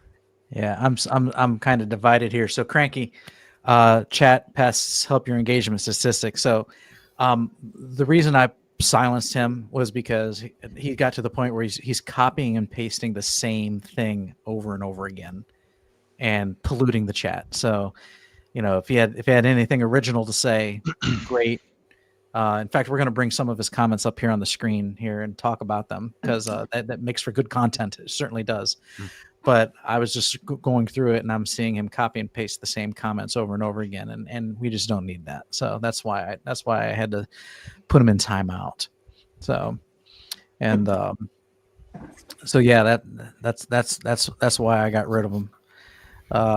For 30 minutes. So if he sticks around for another 30 minutes, you can come in and start being annoying again. And in 30 minutes, we will address his comments. So he can just sit there in timeout and listen to us as we address his comments. Gives us a time to catch up. And then if he wants to contribute more when his timeout wears off, that's fine. So David says, I love vegans. I eat them every day. My blood pressure is the lowest. I've been eating them daily. That's funny. And so I got 17 starred comments here. I just want to make some. So Above the Horizon says, I'm a vegan. Now, again, if you pay attention to this live stream from week to week, if you're vegan, I'm cool with that. All of us on the screen are cool with that. You have complete autonomy and the right to be vegan. I would just ask, if you're still in the chat, out of curiosity, are you vegan for health reasons, or are you vegan because you love animals? You know, people have different reasons for being vegan. And I've said many times in the past, a vegan diet today, thanks to modern technology, is actually sustainable. There are people that can start being vegan at 15 and die at 95. And so I don't believe you could have done that thousands of years ago, but today, because of technology and supplements and everything, which you will have to take as a vegan, it is possible. And if that's what you do, that is your choice. And if you're doing it because you're mindful about your health, I mean, you know, that's okay. I think most carnivores started their journey either vegetarian, vegan, or heavily plant-based because that's what we thought we were supposed to do. And so, So if that's where you're at, it's completely cool. You know, no big deal. So yeah, even though I just talked about, you know, putting a vegan on mute, you know, that's because of the way he was behaving himself. There's no need to behave that way, you know. So you don't need to be a militant jerk about your veganism, and we don't want to be a militant jerk about our carnivore lifestyle either. So never tell someone, this is back to the sardine thing, never tell someone you like it in the can. It doesn't sound right. That's funny. So here's a question. question for all you experienced carnivores. I started a few months ago very aggressively on 1 meal a day carnivore. Has anyone experienced non-typical benefits like my receding gums is gone? So are you saying that you've had gum regrowth? And so, yeah, I've had definitely non-typical benefits. Some that that I've talked about before is, so I used to have periodontitis where if I brushed my teeth, they would bleed something terrible. My dentist wanted me to have this procedure where they take your gums out, set them aside, clean your teeth down to the roots, then sew your gums back on, and then your teeth reveal would be worse than before. Sounds awful. There's no way I want to do that. I also don't produce earwax like I used to. I used to have a major earwax problem. I'd get plugged up, have to use these ear candles and other solutions to unplug it. I don't have that problem anymore. Used to pass out at the wheel on the way home from work. I'd have to stop in a parking lot, take a nap every day. I don't have to do that anymore. So there's all kinds of non-scale victories that I've enjoyed. And that's just the tip of the iceberg. I could probably list a dozen. In fact, I haven't written down somewhere, but I could probably list a dozen non-scale victories from my carnivore diet. So that's a good question for those on the screen. Yeah, I'll take this. Including George. Welcome, George. Glad to have you here. Hello, Bob. Who would like to share a non-scale victory or a non-typical benefit they've had from a carnivore diet? I'll take the gums question here, Bob, if I may. I'll flag up two people who are experts on this. The first one being Dr. Abs from the UK. He is a dentist and has reported plenty of this sort of a recovery. And the other one being a guy called Kevin Stock, I believe, who is a USA dentist. And again, has in the course of his practice has seen carnivores who have had this sort of recovery. For myself, I haven't been to the dentist for a while now. I used to get gingivitis all the time. I have my dentist actually she cancelled on me 3 times because she was that ill herself. So I eventually just gave up going. And I actually pay dental insurance over here in the UK. So if anything goes wrong, then I've got her as a backup. But I don't go and get my teeth checked anymore because they appear to be in perfect condition. I've had no bleeding gums, no tooth pain, no gingivitis now. I've been carnivore pretty much for 3.5 years, and absolutely no problems with my dental health anymore. So, yeah, I can concur with Teleco 16 there. So that's my take on it anyway. All right. How about non-scale victories? Yeah. No more boils, no more fungal infections like athlete's foot, no more Charlie horse, which I used to get on a regular basis, no more migraines, no more shooting pains in my thighs. Just for full disclosure, I was 293 pounds and a type 2 diabetic with high triglycerides and a 44-inch waist. I am now 173 pounds, so 120 pounds down. No longer type 2 diabetic, officially cured. I've lost 10 inches off my waist. I'm comfortable in a 34 with a belt now, as opposed to 44. And I've just been checking my last set of meds, if you like. Not meds, my last panel. And my triglyceride to HDL ratio is 0.38. So it's been a complete turnaround for me. And, you know, that it's an appropriate time for me to actually talk to Jonathan, because I understand that his wife is heading that way towards diabetic. Yep. So, and what myself and Papa Carnivore, who is in the chat, we call each other the twins from across the pond, because I am British, obviously, you can tell, Jonathan. And we've both got a very similar story. So if your wife needs any inspiration as to why to go carnivore, if she's heading down the diabetic route, then just talk to me, Papa Carnivore. We're both always available. And I just want to check, Jonathan, I want to welcome you to the community. Have you joined any of the official communities, such as the Kilt's Mighty Tribe and Healing Humanity? Are you aware of them? I'm aware of Healing Humanity. I want to join them as well. I want to join all the others. Right. Okay. Okay, so it's important I tell you this, and that's that we are all of us. I think I'm not sure if we all of us are. Not sure about Jeff, but I know that Bob, Aaron, and myself are all members of the KMT, the Kilts Mighty Tribe. It's free online. Just look it up. And Bob, myself, and Aaron have just completed a 3-month coaching course, Carnivore Keto coaching course under Dr. Kilts and Dr. Nelson. The KMT is open at basic level, free to everybody.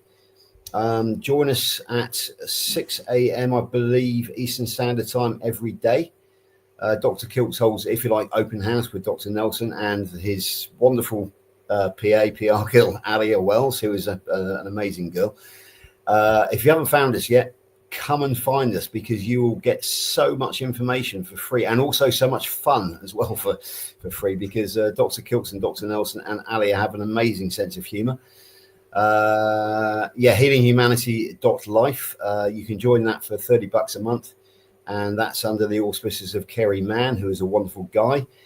And the community is huge. I'm a self-appointed UK ambassador to the USA community. I'm actually working on Eastern Standard Time myself now. It's 2:36 in the morning over here, but I always stay up late on this particular night. The other thing is, as well, is I've heard you mention a couple of times that you're ex-military. Can Yes. what were you in? Marine Corps. Oh, USMC. Oh, magic. Okay. Yeah, so I'm an ex-British intelligence corps, and during the first Gulf War, Operation Desert Shield, which was just before the actual assault, Desert Storm, I was attached to Radio Recon Platoon 1 MEF out of Hawaii, the USMC, and I served. I spent Christmas and New Year of 1990s and 91 attached to the USMC in a place called Al Khafji, which was So Royal Marine. Saudi Arabia. No, I was actually an intelligence corps. Okay. Because it was because Radio Recon required linguist skills. I speak Arabic. I was an Arabic linguist, and so Radio Recon, what we were doing was listening into some communications coming out of the occupied Kuwait. And I had some great mates there. Scotty from Idaho, Trav Warner from St. Petersburg, Florida, I think. He was sponsored by Hooters, actually, so we got some excellent sponsorship photographs from the girls, which is very nice. Some very happy memories of my time, of my Christmas and New Year with the USMC. So Semper Fi, brother. It's nice. I appreciate it. It's nice to meet you, and please do come and join us. I just want to welcome you as a brother, both in Carnivore and in the terms of service to the community. So anyway, it's me rambling on like I usually do, so I'll hand you back to Bob. Go on. That's all right. I appreciate it, man. One last thing. What was the first thing you said? So healinghumanity.life, and what was the other one? KMT. That's the one KMT. that's the one that we are all representing here tonight. The Kilts. It's called the Kilts Mighty Tribe. I shared that one down in the chat. I posted the link for Kilts Mighty Tribe. So there's 3 tiers, a free, and then there's 2 paid tiers. But the free one is more than enough. Okay. And so I'm in Kilts Mighty Tribe, and I'm in Dr. Barry's Proper Human Diet community also. That's awesome. Yep. That's awesome.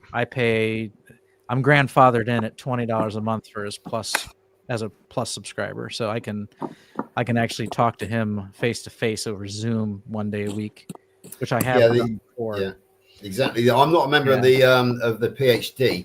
However, on the KMT Zoom call tonight, which happened a couple of hours ago, we actually had Steak and Butter Gal as well. Bella Ma. I've watched her too. Yep. Yeah, she has her own group as well. But again, because I'm so busy with both healinghumanity.life and with the KMT, I'm not a member of either hers or Dr. Berry's, because KMT and healinghumanity.life occupy all my time. And so it would be nice. What about meetups? Do you know about meetups, Jonathan? No. I'm new to this. I'm new to all this. So where do you live, Jonathan? I'm outside of Indianapolis, Indiana. Oh, that's right. So basically, as you become more familiar with us, you'll get to hear about all the meetups which happen. I organise the Great British one every year, but that's we've got far fewer. But I just had Kerry and Dr. Kiltz, they both organise their own meetups all across America. I'll hand you back to Bob to talk about Hack Your Health, because I know that Dr. Kiltz is trying to get everybody from the KMT to get to that. I'll do that Can in anybody just a talk minute. about that? Yeah. I'm gonna run and use the restroom. So if you guys Okay. can continue to talk about maybe non-scale victories, that was the last question that was up there. Yeah, sure. Yeah. Okay. Share some non-scale victories, and I'll be back in 2 minutes. Yeah, I've got some, but Jonathan, I got a question for you first. So do crayons have carbs? No, they don't have carbs. I got take you, it your brother. Army, huh? Yes, sir. I knew it. I just had to throw that at you, you know, little inter-service rivalry there. My only brother, he's Army, or he was. He's retired, and man, me and him, it's you think you'd stop bickering, you know, when you got older, but no, it's constant. No, it's too much fun. Yeah, I've got a foot in both camps because I'm ex-British Army, but I served in the with the USMC. And my older brother is in fact an ex-Royal Marine. So yeah, I kind of got a bit of a foot in both camps here. Really. That's yeah, awesome. when it comes to the non-scale victories, I don't know how non-scale it is, but about a year and a half ago, I took a trip to New Orleans and rode with some of my biker buddies, another veteran motorcycle club. And we went down to New Orleans. And, you know, when you're riding on a motorcycle, you pack very light. So I didn't take my dandruff shampoo. And I've had dandruff ever since I grew my hair out.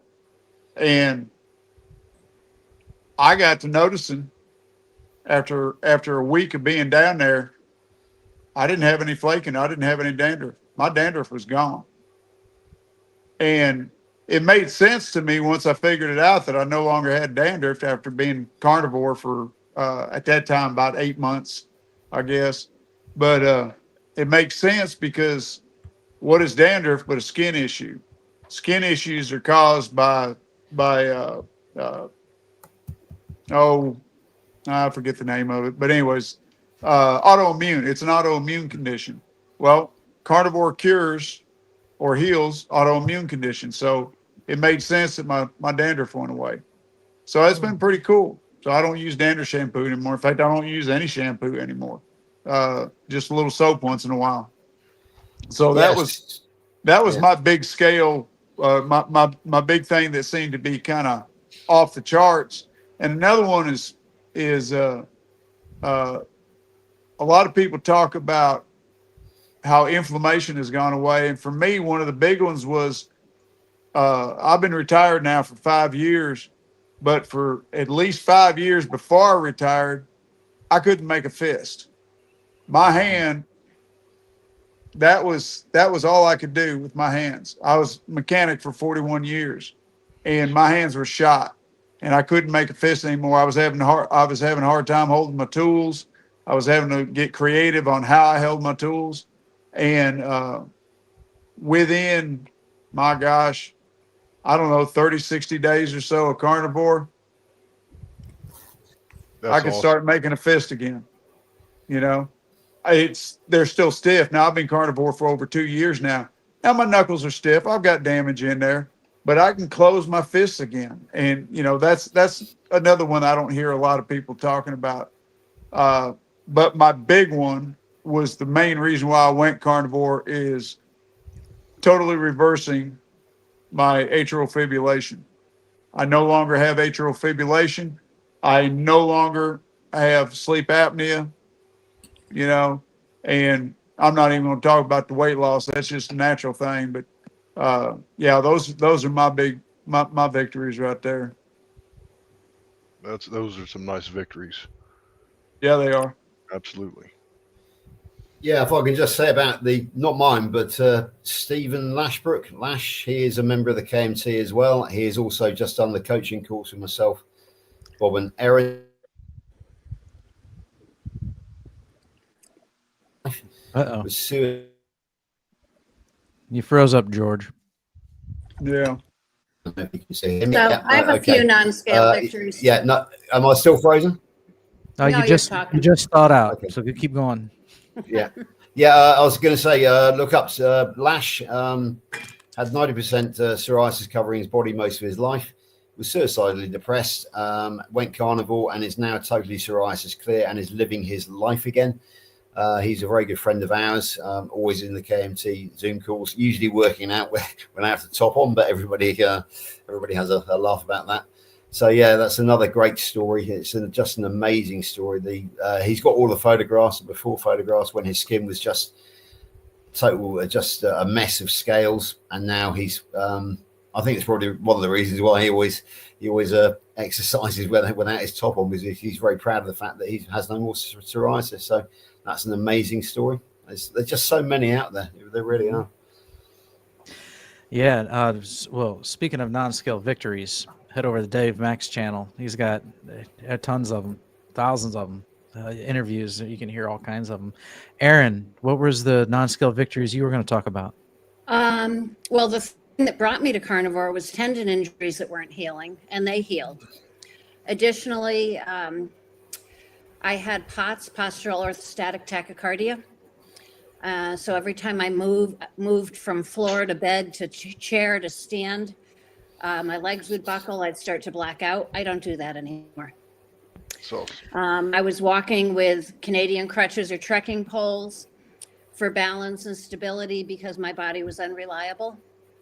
And I had chronic inflammatory demyelinating polyneuropathy that was, it's like a peripheral MS where the myelin on the peripheral nerves dies. And for the last 2 years, I've had to have my ski boots adjusted because I can feel my feet now. And I can feel when they're cold.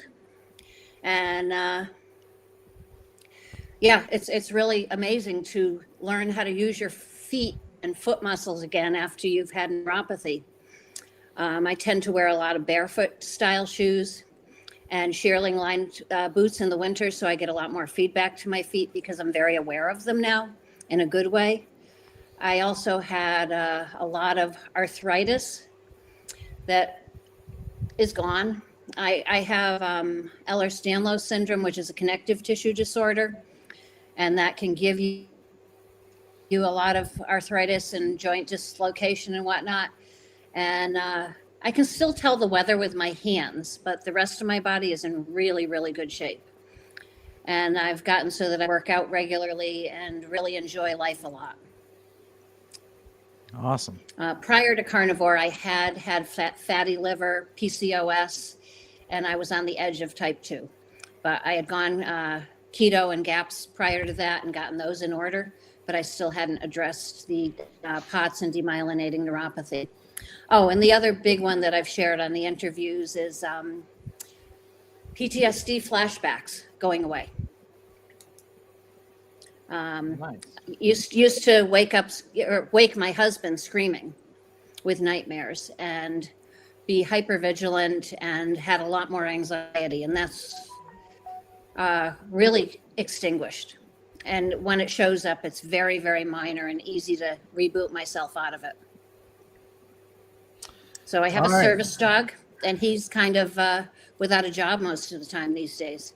He still assesses for low. I have congenital adrenal hyperplasia, so I have non-functioning adrenal glands. So he can still tell when my cortisol is low, but I've got that under pretty good control with a repurposed insulin pump. We'll have to talk about maybe doing a long form interview and with you. And the reason I say that is because my daughter has POTS, some PTSD, had fatty liver, and there was another one you mentioned. The Ehlers-Danlos? The ovary. Oh, PCOS. PCOS. Yeah, Yep. PCOS. She's got all those, and I'd love for her to, and as you know, I don't know if you guys find this, like the people closest to you that you care the most about, you try and talk to them about the carnivore diet, and it's like they don't want to hear it. You got to get a hold of me. Yeah. So yeah. So that's That'll I work. might do a long form video. That way she's hearing And it from I'll- someone else, you know. So Yep, and that I'll would be figure great. out who in my family you can talk to. Okay. Yeah. Cranky Because Carnivore it's the says, same story. yeah. Some of his non-scale victories are no more pain from spinal stenosis, sciatica, osteoarthritis, and rheumatoid arthritis, hands and elbows, and frequent migraines. So awesome. That's good to hear. I do want to go back and address some of these chats that I started real quick here. So going back to the subject of salt that Jonathan, our new guest here, brought up. So Tuloco16 says, salt is your friend when you're starting. I learned the hard way with chest pains, weakness, dizziness. Use more salt. Bill Cook says, any excess salt usually gets peed out. Terry Sue says, I'm heavy salt with no issues.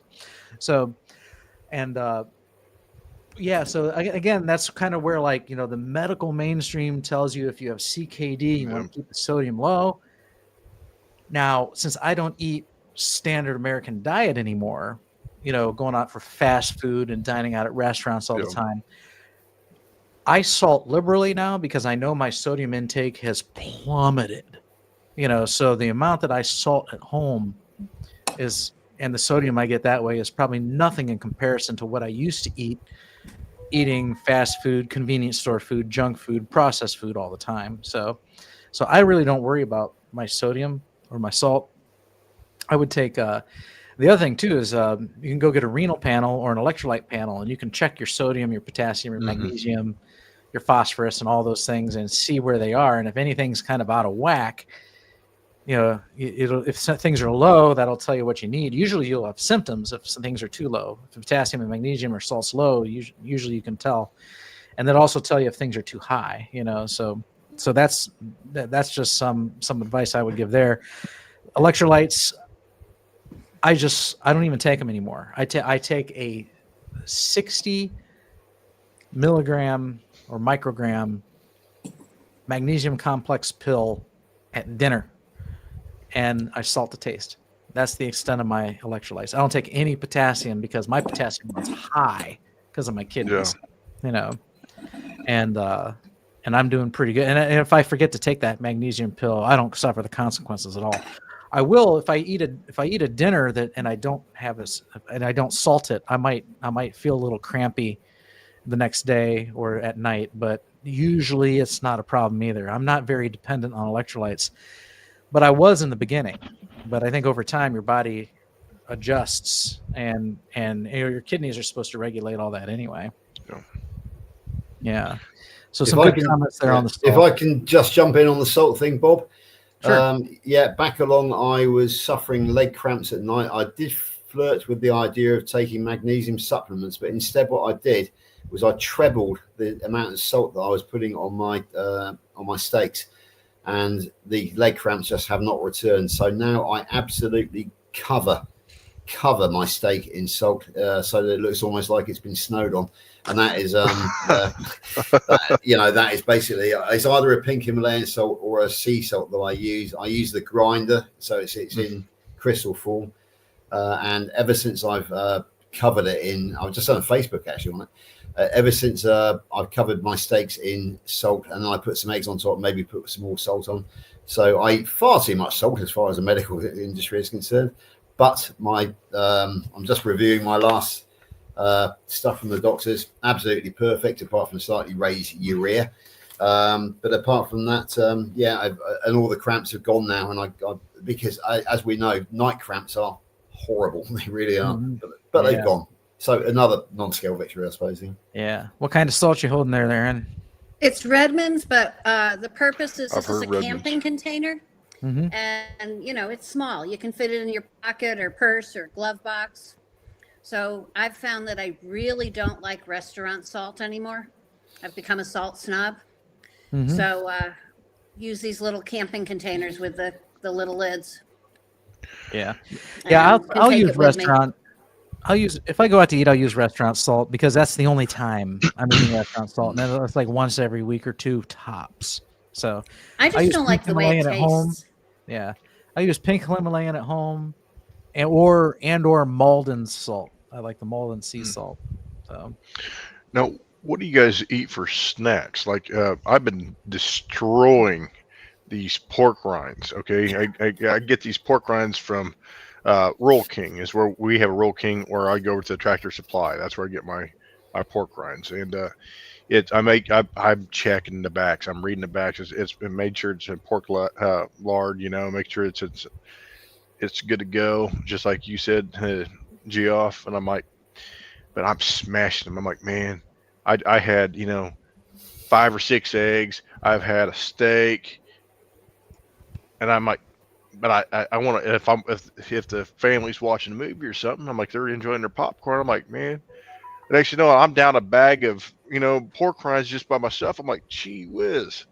I'm taking all this sodium, I'm like, Jonathan, I'm with you on that one. Forget about the sodium. That doesn't matter. But not all pork rinds are made equal. So always check the back. Look for the carbohydrate, sugar, and seed oil content on them. Yep. I am an absolute sucker for pork rinds. I really am. They're called pork scratchings here in the UK. And I can sit and eat them like you do. But I always make sure that I get a certain brand which is very, very low in sugar, which are not cooked in seed oils, because there are some over here which are fried in seed oils and they do have added sugar to them. So yeah, I'm with you on the pork rinds, but just approach with caution.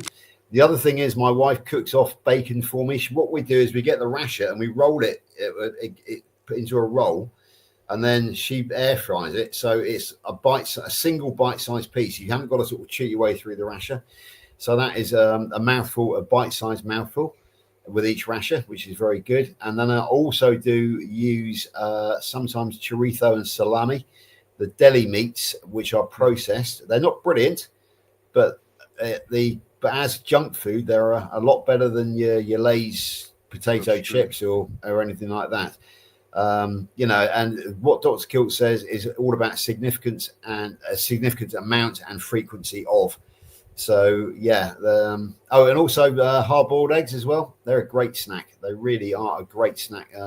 If you can batch cook them, put them in the fridge, and if you're hungry if you just fancy a snack, just go and get a couple of hard-boiled eggs. I used to enjoy pickled eggs. I would make my own pickled eggs, but the problem is, I'm always worried about, okay, I'm got this dill solution in it. I've got my vinegar in it. I would add a little bit of spices, salt, and pepper. All that might be fine if you. Yeah, I wouldn't worry about pickled egg. Yeah, I would pickle my eggs. So now, if you put them in the beet juice, and you're sensitive to oxalate, that might, but I still eat them with the purple beet juice in them and pickle them that way. Oh man, I could destroy a jar of 50. I love them. I'll have jalapeno pickled eggs. I'll have the purple beet juice pickled eggs. I'll have some buffalo hot sauce pickled eggs. Oh man, I'm starving, man. I haven't had dinner. I haven't had dinner yet. Yeah. So I do. The message here, Jonathan, is go ahead and make pickled quail eggs. I just ate my sardines. These are good. Sardine bones and all, right? Oh yeah. Well, they're teeny ones. Uh-huh. So the bones are hardly there. I did mash them. I did put mustard in them. Oh man. They're smoked. But they're like $4 a can at the local grocery store. So I got a case of the same. I have a case of the same. I mean, a big case of those, because like I said, I got tired of this renal diet crap. I said, man, you guys are gonna kill me. I don't know what you feed me a bunch of lettuce and stuff. I lost 55 pounds of muscle. And I'm like, okay, forget this. If I'm gonna go out, I'm gonna go out in a blaze of glory. And I'm sitting there, I stacked my fridge with meat, sardines, and everything else I could get my hands on, because I was starving. I was miserable, and I hated life. I had bags under my eyes, so exhausted, couldn't sleep right. Right. And so you made a good comment there, and that's kind of the way I think also. So like, I would rather eat this way and feel great, even if that means my remaining years were shortened, versus eating a renal diet or a vegetarian diet and feeling miserable just to gain another 5 or 10 years. Absolutely. I think that feeling great is a trade-off.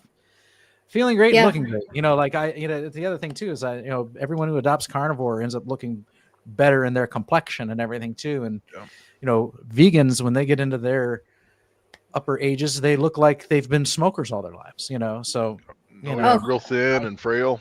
yeah. I have a funny non-scale victory this summer. Yeah. I've been wearing this chain with this cross and heart on it for 15 years. It used to sit here. Now it falls. Now it's down here. My neck has thinned this summer. Nice. Yeah.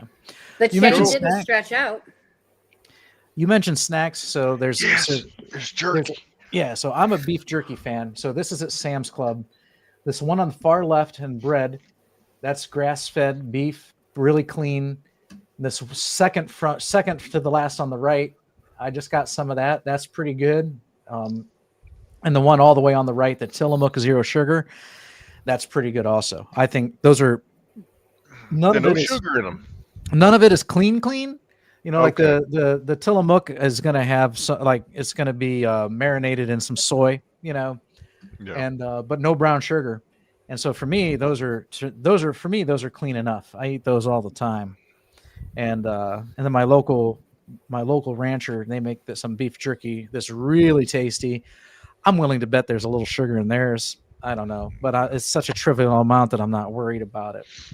Also, I like make my egg own life jerky. wraps. Yeah, I also like egg life Do that wraps. too. So there's a product called egg life wraps. Have you ever heard of them? No, I've never heard of this. Or Let's see here. I get them at Meijer, and there they are. Let me share the screen again. Okay. Come on, load. They're great. I get them at Brookshire's down here. Oh, And, Berkshire's a good place too. They're like tortillas.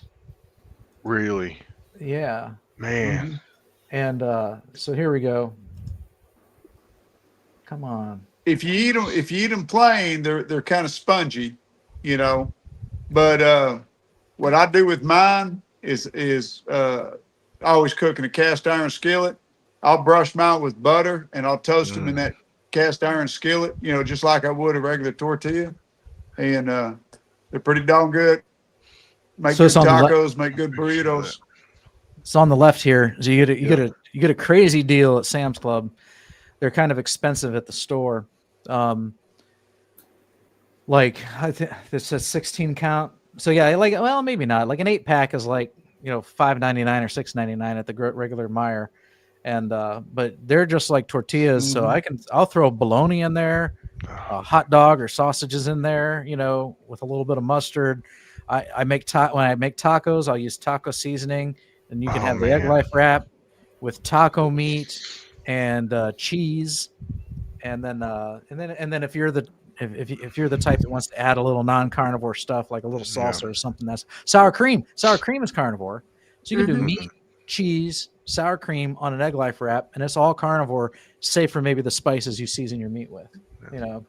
So those are really good for snacks too. And like I said, I'll eat bologna, lunch meat, bologna and pepper jack cheese with some mayonnaise, this avocado oil based, pure avocado oil based, not like Kraft with the Hellmann's that says it's avocado oil, but it's really just a little tiny bit of avocado oil, and it's mostly soy or soybean or corn oil. And I'll make snacks out of that. I can even take 2 of these egg life wraps, just put cheese in the middle of it, microwave it or fry it in a pan with some butter, and have a quesadilla.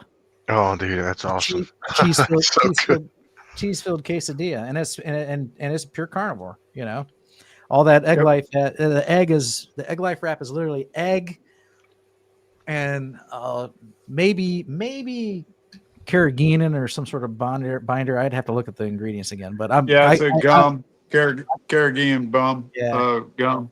I completely eat them guilt-free. So that for snacks, that's what I would do. Throughout my whole journey, they haven't bothered me one bit. They haven't caused me to stall or lose or gain. You know, because they're just basically just egg whites. It's just pure protein. That's awesome. Or if you do BJ or Costco, we get the pre-cooked bacon, the pre-packaged peeled hard-boiled eggs. They have a wild-caught smoked salmon that's good, charcuterie meats, and then I buy Tillamook meat sticks on Amazon on auto ship. Make my own jerky. Now, do you guys have a curfew when you stop eating by any chance? Do you guys stop like at 8 o'clock? 2 hour? No. So Really? I don't like different. to go to bed. I don't like to go to bed. I don't like to eat and go to bed. So normally I would eat at 7 o'clock, but I got home late today, so I haven't ate yet. So when I get off of this here in the next 30 to 60 minutes, I have a small 12-ounce New York strip that needs to be. It says cook. It says cook, use, or freeze by today's date. So when I get off of here, I'm going to go down and eat that, and yeah, I'll go to bed on it. But I usually try to eat by 7, and I go to bed at midnight. So that's just my personal. But I'm not married to that. Like if we're out and I end up eating at 8, 9, or 10, I mean, oh well, if I'm hungry if I'm hungry at midnight, I'll eat something because I actually will not be able to fall asleep with a tummy growling. I won't be able to do it. I'm the same way, Bob. I'll just lay there awake. Yeah, So no, I'm the same way. Let me break it down. Let me break it down real simple for you, Jonathan. I, in the beginning and to this day, I follow pretty close to the way Dr. Chafee calls for, and that is I eat when I'm hungry. And when I do, I eat until I'm comfortably full. And if I find myself wanting to snack, it generally means I didn't eat enough or I didn't eat enough fat with my meal to begin with. So if I eat enough and I always incorporate a lot of fat, I eat a lot of fat.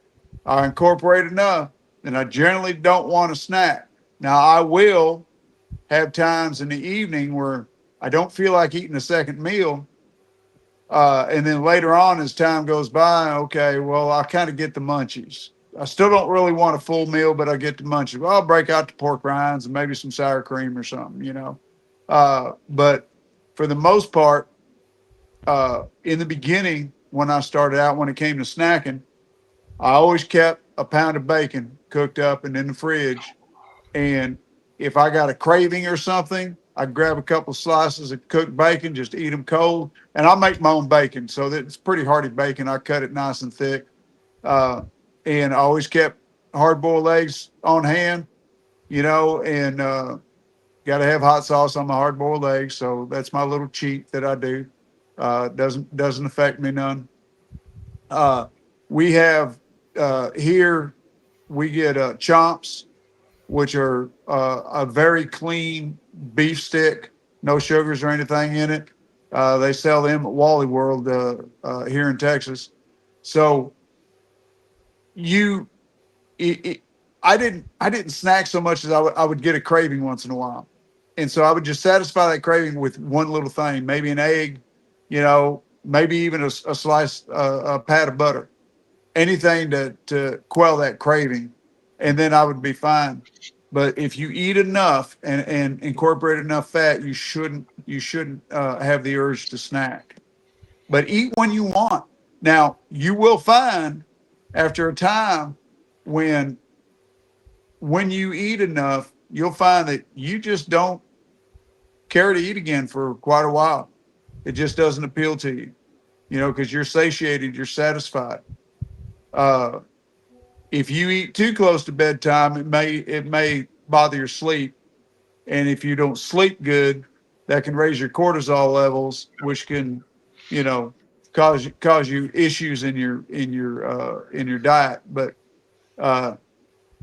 eat when you're hungry. In fact, Chafee Baker even says it, that if you're hungry, eat. It doesn't matter how much, just go ahead and eat. Don't worry about snacking or anything. Just go ahead and eat. And eventually your body will adjust to it. And you'll get to where, like a lot of us, we eat one meal a day. And then don't forget about the butter bites, or even just butter.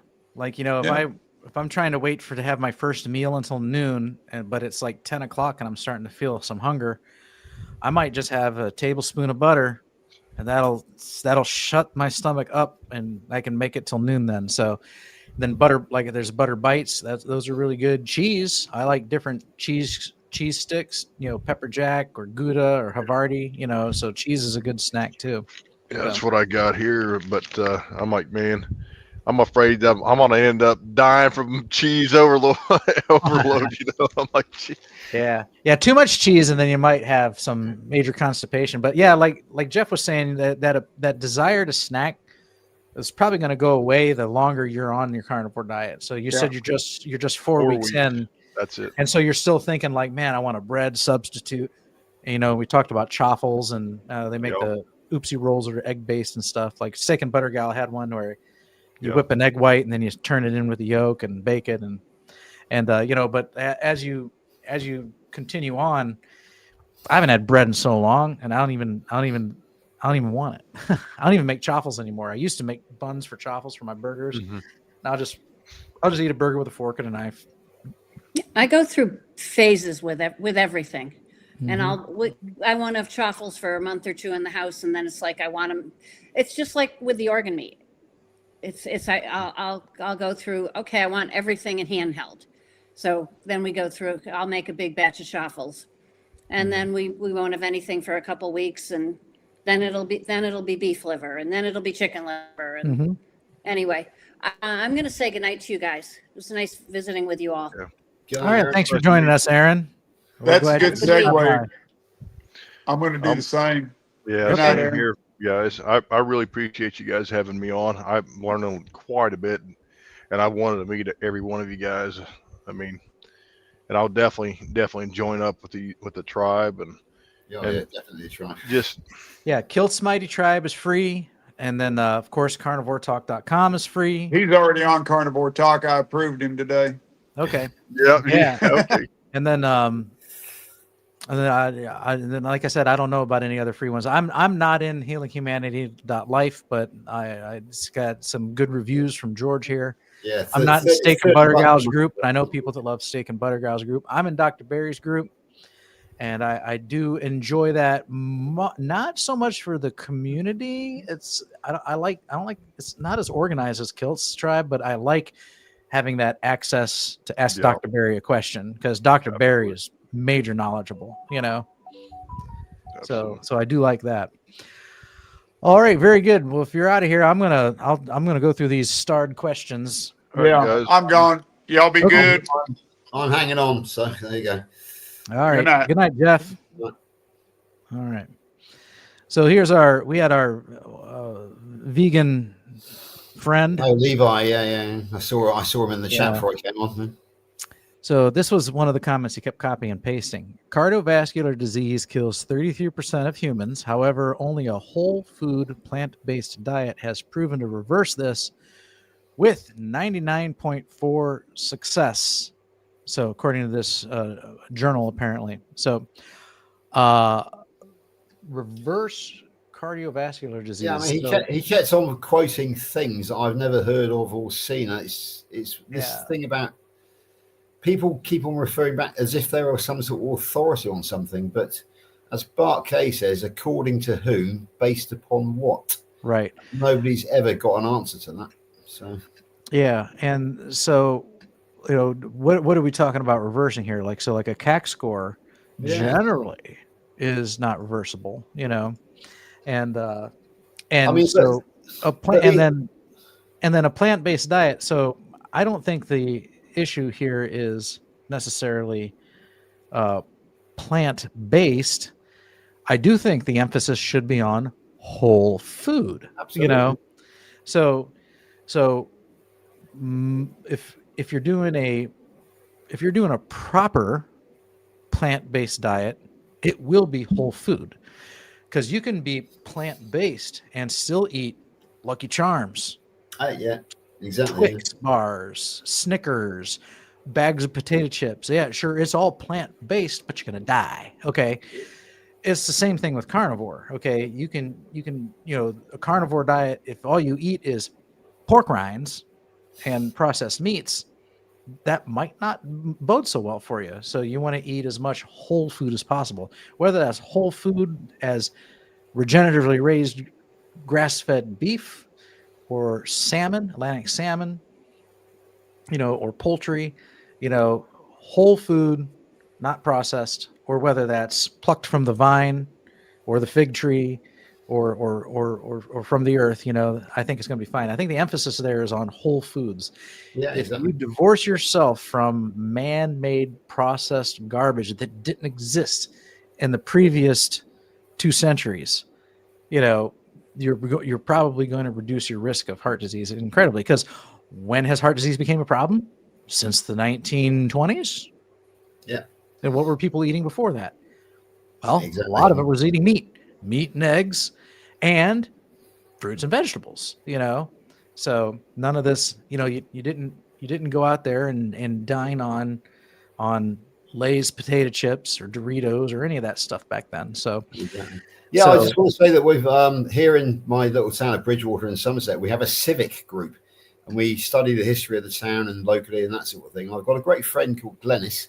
She's probably just into her 70s now, and she has been a strict vegan all of her life. We get on very well because we're on a sort of shared project, and we discuss it and very civilly. And she is very, very anti-sugar, as in the sucrose and the sweet sugars. But of course, what she eats is all the starchy, all the vegetables, that sort of thing. But we totally agree on the fact that sugar, as in the ultra processed food type sugar, that is the enemy.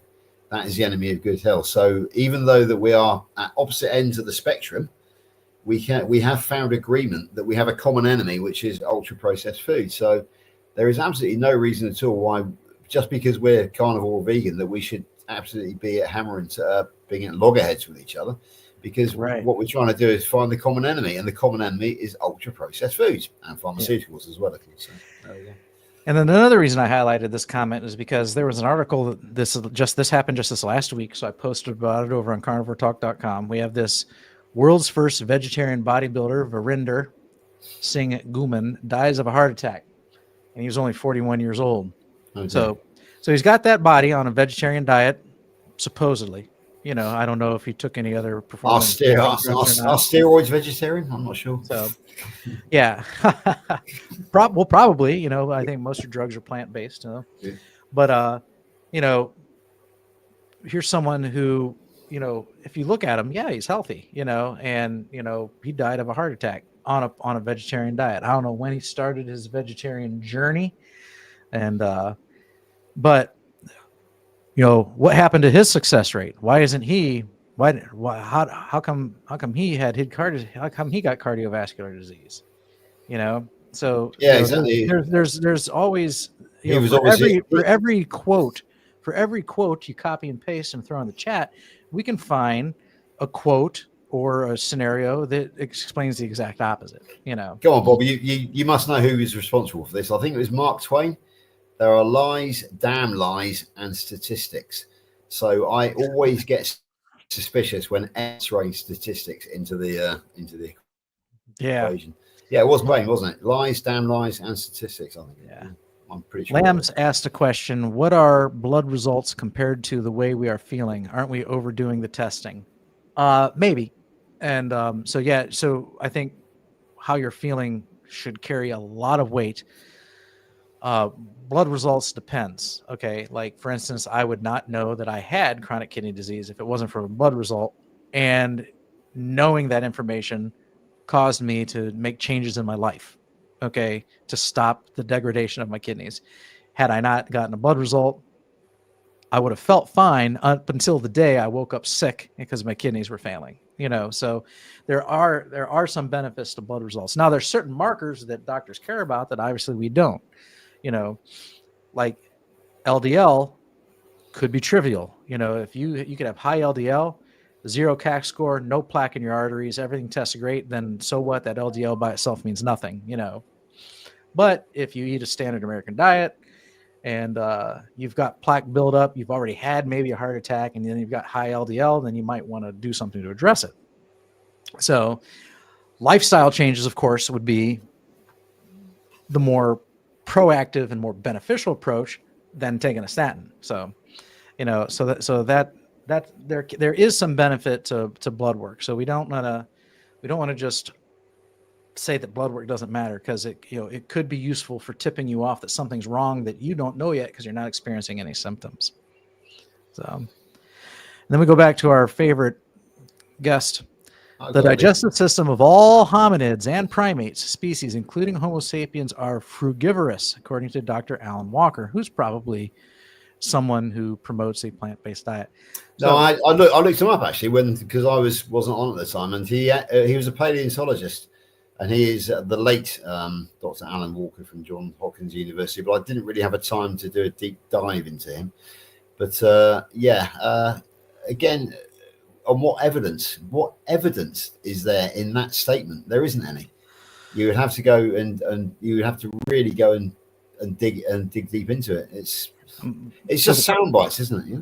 Well, so the problem here is actually, if you study their digestive system, it's very similar to carnivores. So this statement is actually just not true on its surface.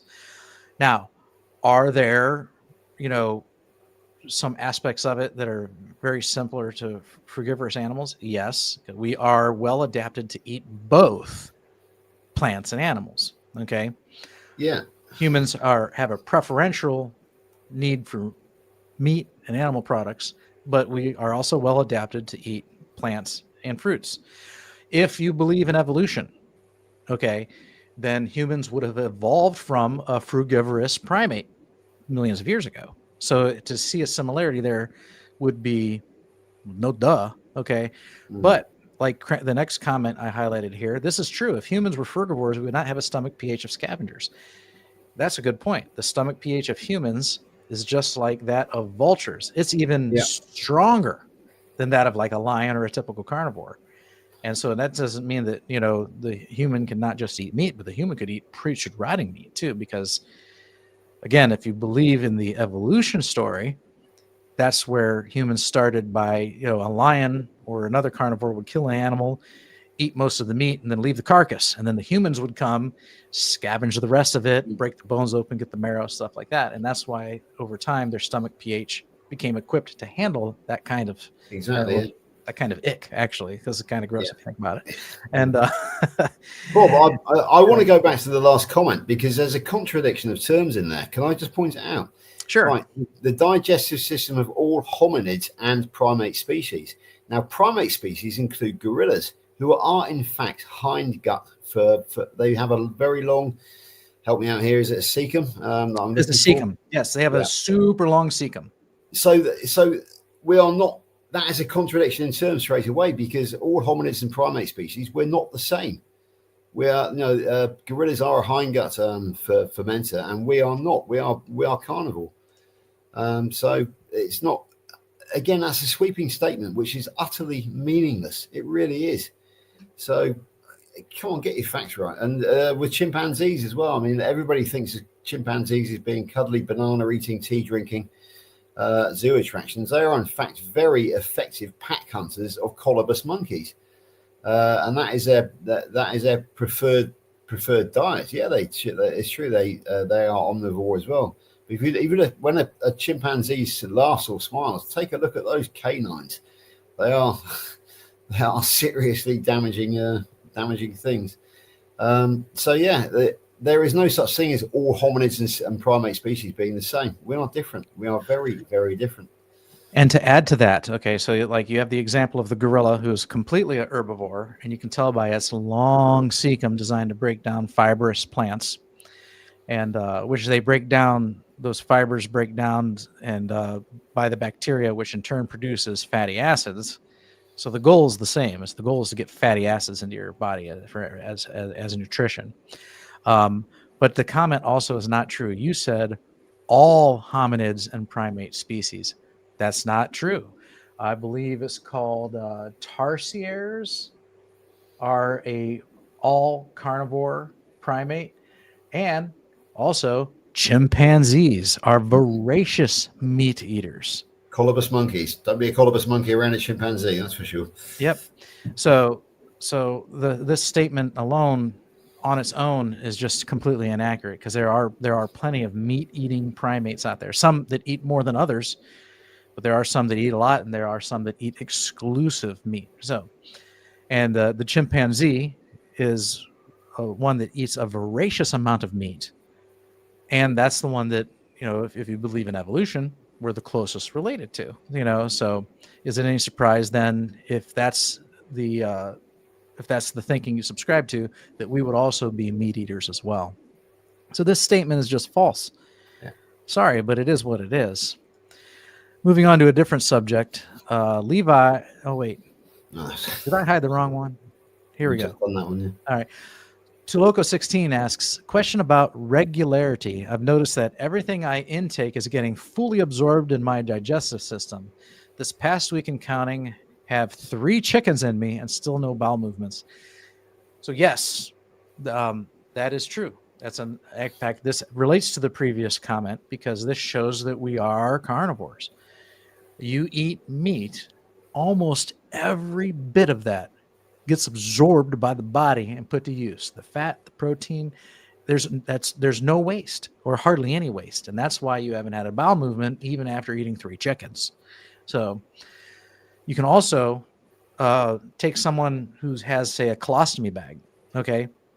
When they eat a mixed diet, you know what they see in their bag? Leaves, stems, berries, undigested nuts. So a lot of that stuff goes through the system and ends up in that colostomy bag. Bob, are you quoting Lee Copus here?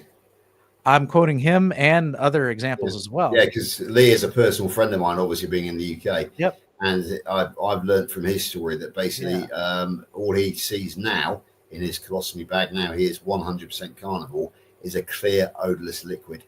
Before that, anything which went into his mouth in the reappeared in the colostomy bag in exactly any vegetable appeared exactly as it went into his mouth. So it passed through his stomach and his small intestine without being digested, which is why basically all vegetables have to go to the colon to ferment. In other words, to rot.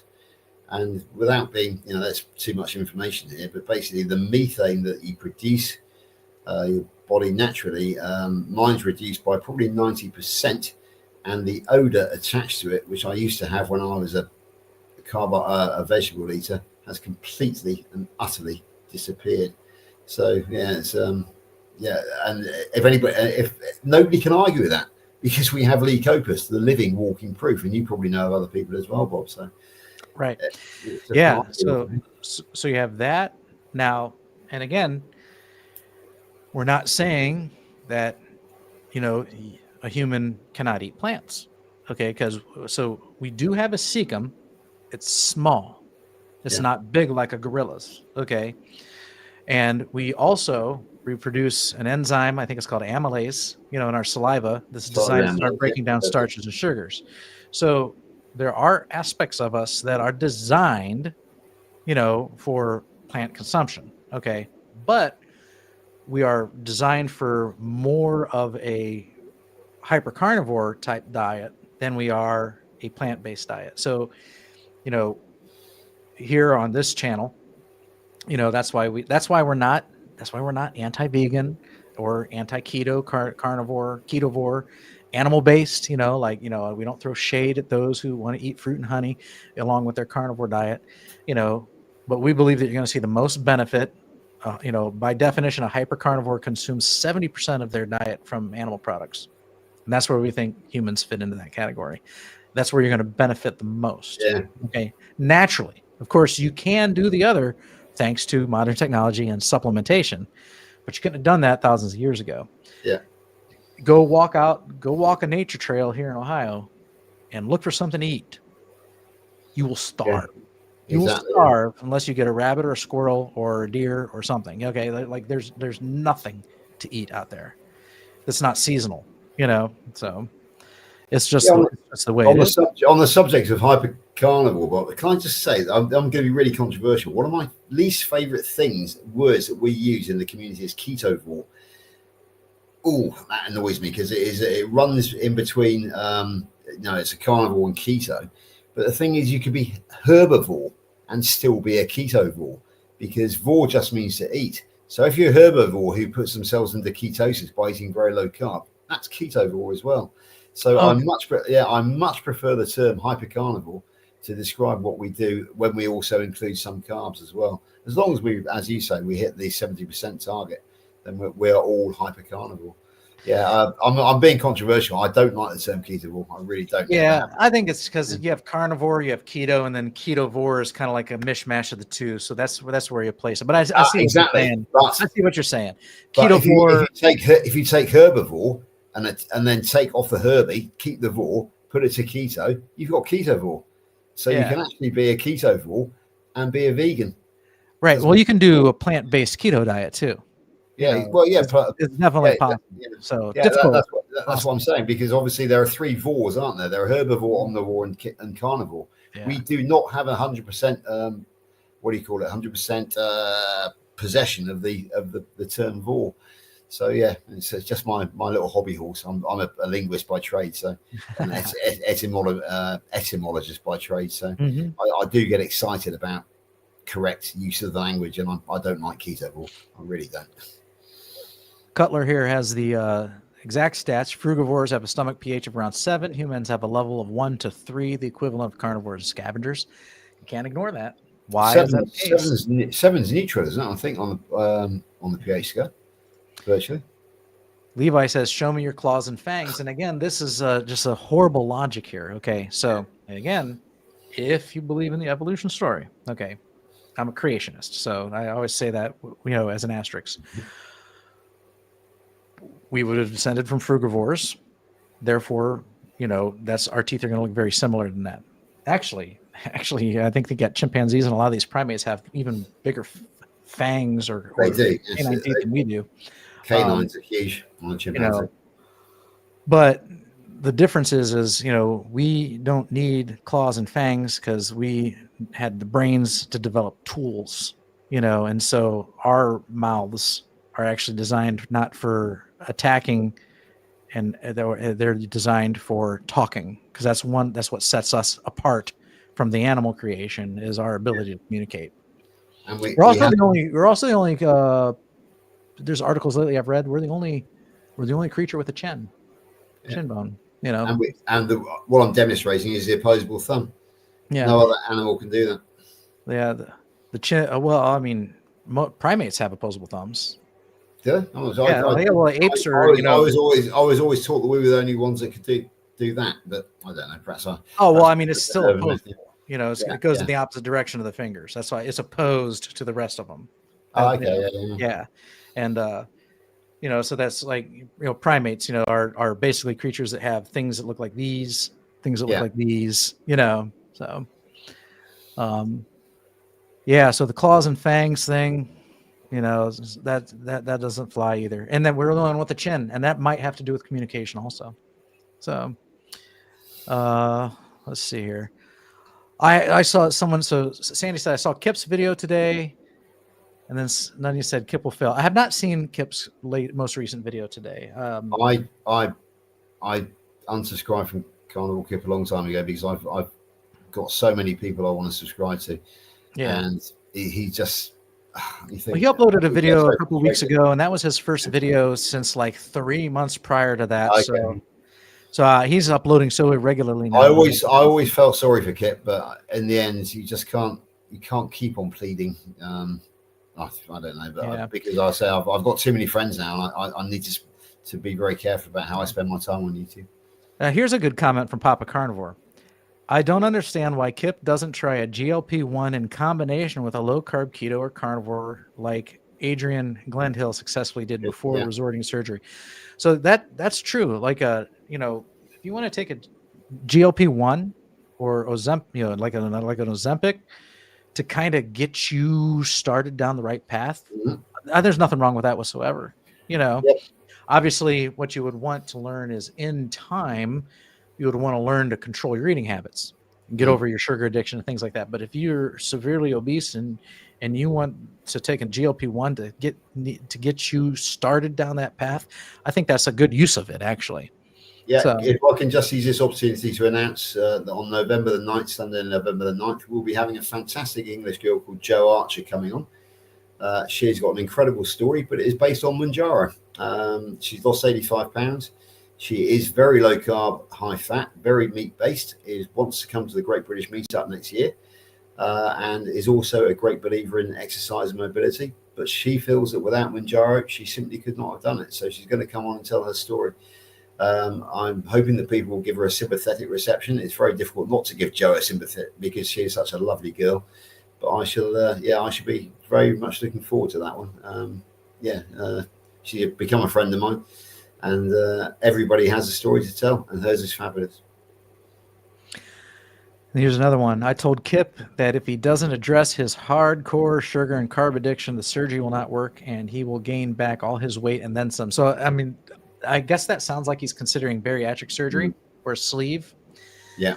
And if someone wants to do that, that's their prerogative is too. I've had relatives that have done that and have had great success. I've got a friend, and I had a relative. My grandmother, she's passed away now, but she had the gastric bypass or the sleeve. Worked wonders for her. I have a friend right now, kind of in my age bracket. It's worked wonders for her. So that's definitely an option that one could employ. But this comment is accurate because I also know someone in a neighboring congregation who had the gastric bypass done, and they said, okay, you have to stick to this diet. And they just went back to eating the way that they used to. And so even with the gastric bypass, they've blown back up to several hundred pounds and are now committed to a wheelchair. Yeah. So this is accurate. So the GLP-1 might be an option. The gastric bypass might be an option, but in the end, you have to learn to control what you put in your mouth, so. I've got a great story about my friend Dawn Bahula from Southern California. I met her about a year ago online. She was a gastric bypass person. She lost it and originally put it all back on, became very ill, reached out to us as Carnivore, said, I want to go Carnivore. Can anybody help me? I went and helped her, put my arm around her. She became my big sister, as she calls herself. She's 3 years older than me. And we managed to turn her life around, and she's Carnivore now. And she's got her energy, her youth back. And she puts out about 3 or 4 20-minute videos a week. And she doesn't so much talk about Carnivore anymore. But what she does talk about is all the energy she's got and how she's using it. And she always attributes it to Carnivore.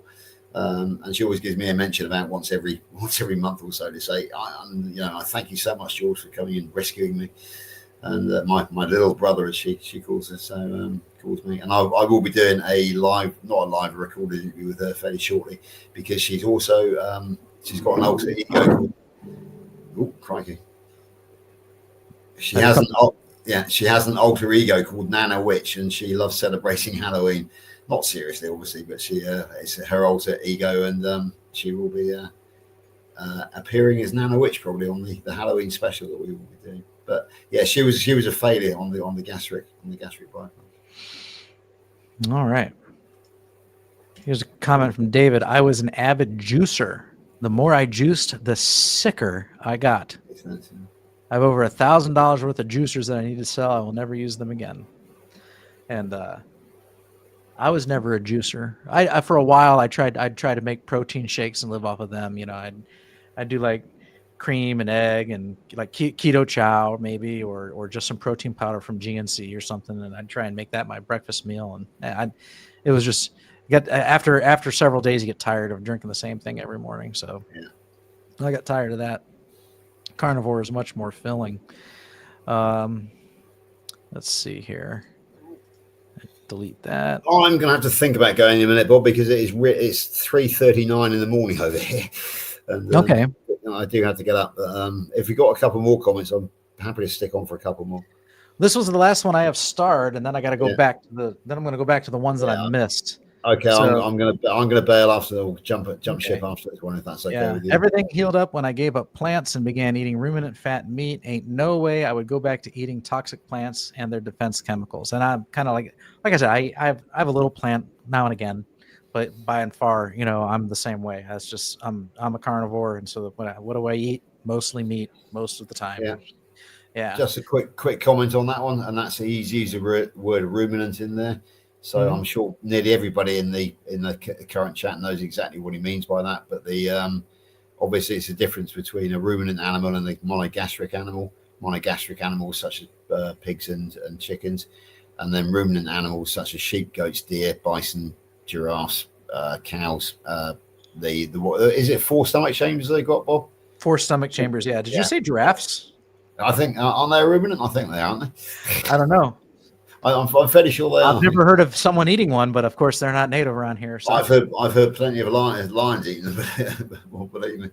Yeah. Yeah, because I know there was the reason I did is there was a big joke about it in back along here in the UK. We have a safari park called Longleat, and somebody said, "Oh, we will never get giraffes in Britain." I said, "Well," and the two of us jumped in and said, "Oh, there's plenty of giraffes in Longleat if you really want one." But yeah. So that's the reason why. Dave, Frankie says giraffes are ruminants. Yeah. So Dave B here in his previous comment, he mentioned he had all these juicers that he needs to sell because he'll never use them again, and might recoup some of that $1,000 he spent on it. It made me think of an appliance that I have that I might as well just throw in the trash because I'll never use it again, and that's my George Foreman grill. Oh yes, we had one of those. I used to have those, so that was supposed to be this miracle thing that you could cook your steak and all the fat would drip off. Now I want that fat. Exactly. So I'll never use a George Foreman grill again. All right, so that's the end of my starred chats. Right, in that case, Bob, I'm going to say goodnight because it's, as I say, 20 to 4 over here. I want to be up by 10 so I can be on with Dr. Kills at 11 my time. Okay, well, thanks for joining, George. It's my absolute pleasure. I shall see you again next week, all being well. Okay, and I'm going to stay on solo. Okay, and good night, everybody. Cheers, bye. I'm going to stay on solo and try and catch up, look at some of these chats. I'm also going to post the link in here. So it's 10:42. I'm probably not going to stay on past 11, but if you would like to join us here on screen, you're more than welcome to click that link and do so. I'm going to look at these chats here for a while and see what I've missed. So I got to scroll back up to where I was. Let's see here. So, oh my gosh, you guys have been chatting up a storm. I'm trying to find where I left off. So, let's see here. Oh, so, okay, here we go. I remember seeing this. We were talking about Egg Life wraps.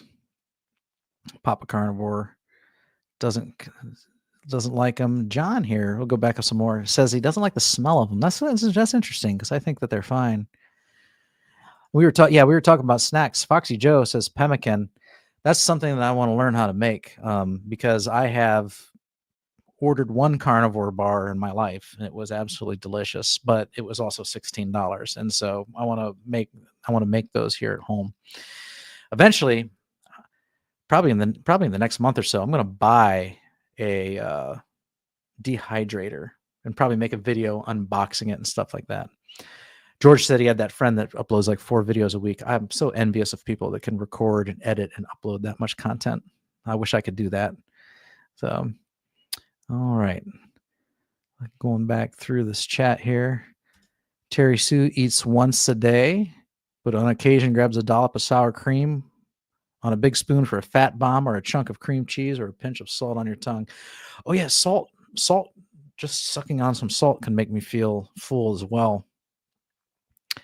And let's see here. Fatty Coffee Deluxe. Against popular opinion, I really do think that I'm addicted to bacon. I like bacon. I used to cook it on the stovetop. And that's where I'd ruin some shirts because the bacon grease splats on my shirts. And lately I've made it in the oven and it actually turned out really good. You put it on a little longer than the instructions say and it gets nice and crispy. And yeah, so like I could make bacon in bulk in the oven because I can set it and forget it and just come back when the timer goes off. Because I buy in Sam's Club, so I buy in bulk. So when I make bacon, if I'm doing it on the skillet, I got to sit there and you can only do like 4 pieces at a time. And I'm spending like all this time making bacon. It's a big time killer, but making it in the oven, that's the way to go. For me, I've heard some people use an air fryer too. I haven't tried that though. So let's see here. Sweet Serenity has come in late. I have to check you out next time. Oh yes. Yeah. So we go on at 8:00 every Monday, 8 p.m. Eastern time. And, you're more than welcome to join us on screen. You can come late too, so that's okay. Join in late. Better late than never, they say. Well, Sandy's going to bed. So Cranky's a steak and butter gal gangster and love it. So yeah, I see. I'm not in there, but I only got, I pay. You can't be in all these groups, or next thing you know, you're spending $150 a month. So you kind of got to pick and choose what groups you want to be in. Good night, Terry. Good night, Main Runner. And let's see here. Kelly Hogan is a carnivore 16 years, and her cardiac score was 0. Mwah, that's beautiful. Yeah. I'm going to go get a CAC score eventually too. Here in Cleveland, you can actually get them for free. They don't cost anything up here at this one particular hospital because someone from a wealthy family died of a heart attack, and the family made a huge donation. So now people can get CAC scores for free around here. Because I am curious what mine would be. But not that I would change anything either, because I'm still not going to change the way I eat, regardless of what the results say. If I have any issues with CAC, no doubt that those are issues that have been building within me long before I was carnivore. Here's an interesting one. Simpson Johns. My cholesterol levels were the highest when I was a vegan. So I was so pissed. That's when I went out and ate a burger. It's kind of like, what's the point then, right? You're doing all this vegetarian eating, and then you have this sky high cholesterol. Yeah, I get it. Duck food is plant-based. Yep. My food eats plants, so it's plant-based. I've heard that before. So I was a raw vegan. Oof. I don't know if I could do that. At one point, I was like, because I thought it was the right thing to do. I was like, I think I can pull off the vegetarian thing, but I don't know if I could just do raw. Bloated, gassy, human salad shooter, snored, reflux, joint pain, went carnivore, and all those symptoms went away. Yeah. So anytime I occasionally do eat a plant, and usually what happens is once every week or two, I'm in a situation, the wife wants to go out to eat, or the family does. And I might end up at usually a steakhouse, because they're thinking of me. And then you might have your side veggie and maybe a salad. And my first year, I used to be like, you know what? I don't want any of this. Can I have some more meat? Can you work with me here? I'm on a special diet. Now I'm just like, okay, I'll take the broccoli and salad. It's because that's the only broccoli and salad I'm going to have for 2-3 weeks. But I tell you what, I've started to notice a pattern every time I eat that meal. But I get home and I have to dart to the bathroom. It literally just goes right through me now. So I'm kind of getting to the point where I might go back to that. No thanks. I don't want any of it, because I don't really like that with us. I really don't like that. Sandy said, thank you for sharing Bob's channel with us. I love it here. Such a nice comment. And yes, thank you, Rick. That was very nice of you. And I can't wait till you get your microphone, your audio problems fixed, so you can join us on the screen like you have been in the past. And I know there's a couple weeks ago you had problems. You got on last week and you did all right. So I saw a previous comment that you said your equipment got wet. So, and all right. If you make a study of only subjects with heart issues or horrible diets, of course, anything they do will improve. I can have them eat rock soup and they will live more. And I get what you're saying there. So yeah, anything that you change, if you make changes, you're usually going to see results. And that's why even vegetarians and vegans, if you look at their channels, someone who switches from a standard American processed food diet starts eating a whole food vegetarian diet. Their testimony is going to be like, oh man, I've been doing this for 2 months. I feel great. I got all this energy. It's because they've dropped the processed food. So, and if you listen to people like Bart K, they'll say yeah, you might be able to go 2 to 5 years on that, but eventually, you deplete yourself of nutrients that you're not getting, and it's going to catch up with you. That's why I say you can't do it You can do it today with the help of supplements. So is carnivore a calorie restricting diet?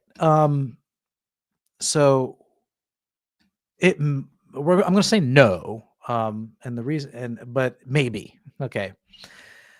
The reason for that is because we say don't worry about calories. Typically, if you're very obese, we just want to eat when you're hungry, eat carnivore. Don't worry about the calories. Don't worry about the fat content. Carbs is what we actually want to be mindful of. We want to keep those carbs as close to zero as possible. And you're going to lose weight. Now, why? Okay, well, you're nourishing your body. You're going to find yourself less hungry. Okay, so we've talked about that. You're on a carnivore diet, so you don't feel as hungry anymore because the carbs would burn up, and then all of a sudden you want to eat again. The fat and the protein are satiating. So over the course of a day, you may end up eating less. Some people they find themselves just naturally fasting because we say eat only when you're hungry, and they're finding that they're not hungry, and so they end up eating just 2 meals a day, 1 meal a day. Are they consuming less calories than they were previously? Probably. People who fast.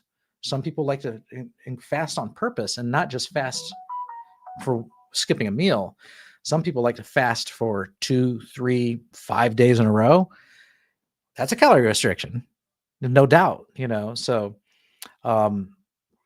calories, we don't want that to be the focus, though. So calories are not accurate, but they can kind of be useful in the sense that they give you an idea, a rough metric of about how much food you're actually consuming. Okay. But you can also weigh your food and get a more accurate metric on how much you're eating. So is it calorie restricting? We don't want you to we don't want you to intentionally restrict calories. We don't want you to okay, I'm going to eat carnivore and I'm going to eat 1,000 calories a day. That's actually not going to work out very well for you because your metabolism your body will adjust to what you're eating, and then you might find yourself stalling. So you don't want to be depriving yourself. I'm not even a big fan of fasting at the beginning, for sure. Later on, if you have reasons for wanting to do that, usually, for purification purposes, fine. But that's why we don't want you counting calories, because you can actually, you need to get a certain amount of nutrition a day. You need to get a certain amount of protein. You need to get a certain amount of fat and the vitamins that come along with that fat. And so we don't want you purposely restricting that. So we usually say, our advice is usually don't worry about calories. Now, if you're insatiable, and your satiety hormones don't work and you're continuously eating 7,000 to 10,000 calories a day and gaining weight, okay, now we need to actually sit down and have the calorie discussion, but that's usually not the case. Usually you find yourself naturally feeling satiated and consuming less calories. So, but we want to be focused on getting the correct amount of nutrition and the eating when you're hungry. So Bill's out. Good night. I found out yesterday autopsies have been done on 5-year-olds till elderly, and atherosclerosis starts that early in life. Ooh. And I wonder if that has to do with the junk food that the kids are eating. Let's see here. Oh, Sandy says, thanking Rick for sharing Russ's channel. Russ is a homesick Buckeye.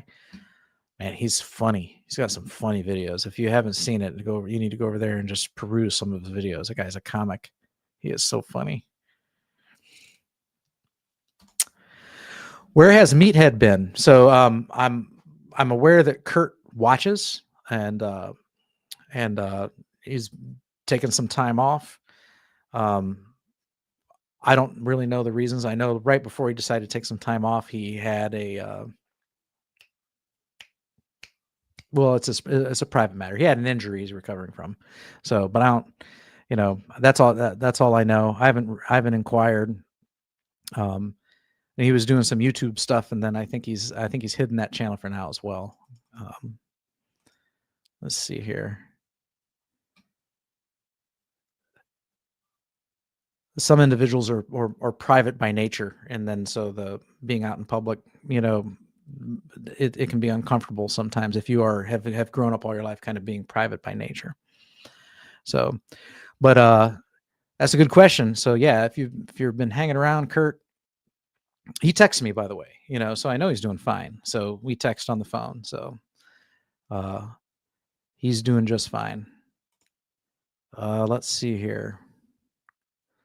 Some folks who come from a history of severe restricting do use carnivore and such, but it ideally should not be. Yeah, okay, yeah. So don't intentionally do strict carnivore. Let's see here. A well-known fruitarian just recently died. She was only around 50 pounds when she passed. I saw that too. I saw that article also. Just nothing but bones. And yeah, that's all she ate was fruit. Fruitarians sometimes won't even vegetables. They just eat fruit, and nothing but fruit. And that's just proof that it can't be done.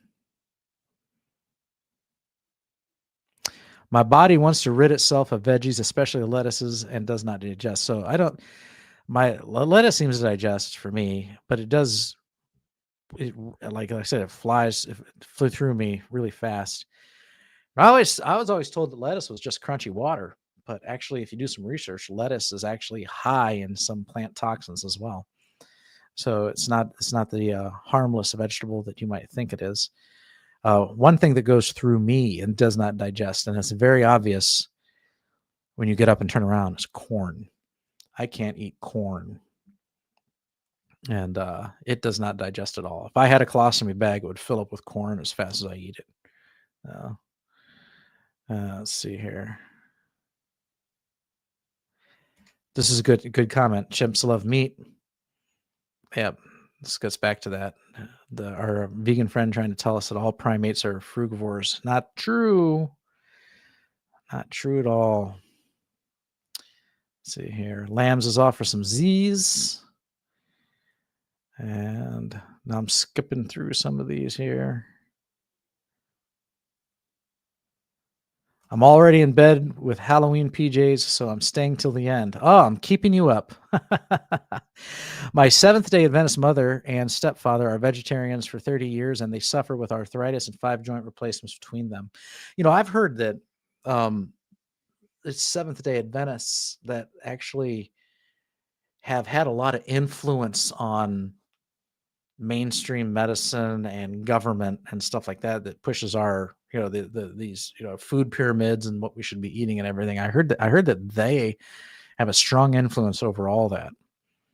I don't know how true that is, but that's just what someone's told me, that a lot of our food recommendations that are published by the government or in the mainstream are, you can blame the Seventh-day Adventists for it, because they had their hands in the pie, influencing those rules or suggestions. Steve Jobs did some weird diets. I don't remember what he was, but I do remember that. I think he tried to fix his pancreatic cancer with the diet and ended up dying. Cindy's here. Better late than never. Yes, thank you for joining us, Cindy. And I have a habit of entering live chats as everyone's saying goodbye to each other. So I had gastric bypass in 2007. I messaged Kip to watch my story about my experience before doing so. Too many issues from it. Okay, yeah, that's interesting. The people that I know personally that have done it, the only issues they have is with like certain types of foods. Like both my grandma and this friend of mine, current day, that has it, were both told that they have to avoid greasy food. So I don't know necessarily if that means like greasy as in fatty food. I wouldn't think so. Or if that means greasy as in like deep fried junk that's been like fried, like French fries and nuggets and stuff that might have been fried in seed oils. But they both say that they got to stay away from greasy foods. And but I haven't heard of any like issues, that they've talked about. Both my grandma and this friend of mine are very happy with their decision. Sounds like a lot of people were trying to counsel him against it. I'll have to watch this video. And again, if he wants to exercise that option, that's fine. But what, like Papa Carnivore was saying earlier, though, in the end, though, he's going to have to be, a keto carnivore, whole foods paleo, something. He's got to stay away from the sugar and the carbs and the stuff that he keeps getting tripped up on. He's got to learn to get mastery over that, or none of this stuff is going to work for him.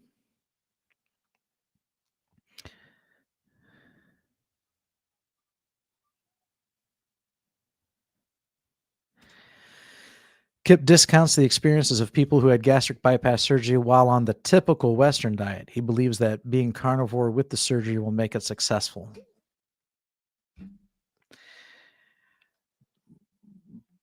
But can he stay carnivore? That's the question. Because all his videos as of late were how he struggles to stay carnivore and he keeps backsliding. That has changed, gastric bypass surgery or not. So let's see here. All right. And I mean, whatever he does, I wish him success. I'd love to see Kip be successful. I'd like to have him on here so we can give him some encouragement. That would be good. I've made a few comments, hoping that he sees it and gets some encouragement from it in the past. So, David, I see the need for you to temporarily join some vegan communities. Giraffes are ruminants. Okay. I want to try bison. I can get bison down at the grocery store. They make ground bison. They make bison strip loins, bison ribeyes. They're down there, and they come in at a higher price point than beef because they're a novelty item. But they're good. So let's see here.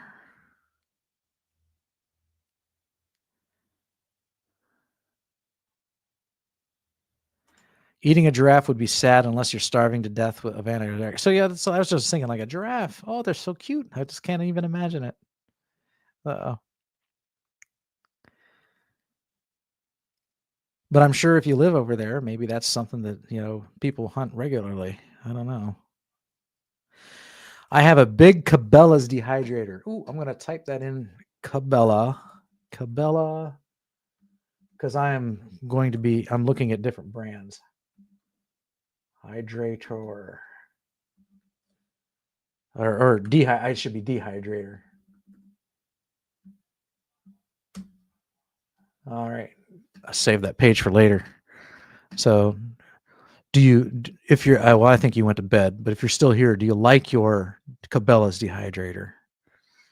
So that would I like to know, because I'm going to get a dehydrator soon because I might love beef jerky so much. I want to make it, and I want to find a way to make stuff that's got fat on it. I heard that might be hard because it renders out, but I'm sure I will find a way. Not a bad addiction. I keep frozen bacon for stress days when I used to stress eat. So yeah, cook bacon in bulk. There's your snack. That's good.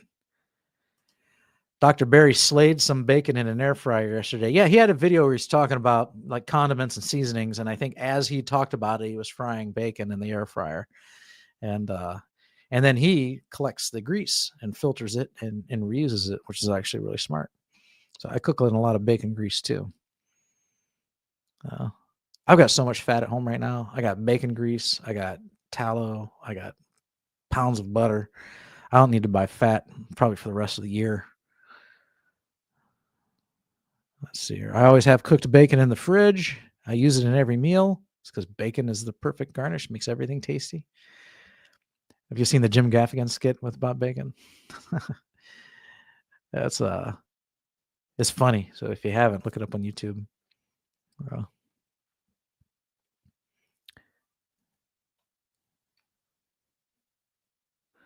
That's a comment about a tapeworm here. That's actually something I'm like, oh gosh, I would be so afraid of having a tapeworm. That's one of the things that kind of like I hesitate to try anything raw. Is I don't want anything nasty in my system. So I'm making a dehydrator with a large plastic tub and computer fans. Ooh. I'm fortunate to live in a desert, making it ideal. Oh, no, that's cool.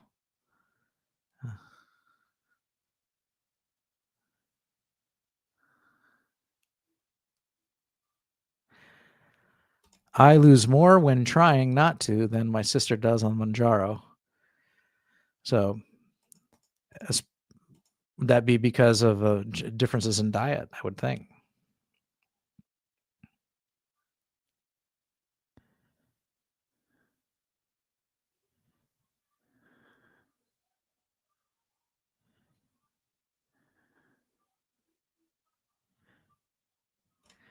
I want to stay strict carnivore, but it's truly hard to eat enough and stop losing weight. I don't have ribs sticking out yet or anything, but it's getting kind of serious.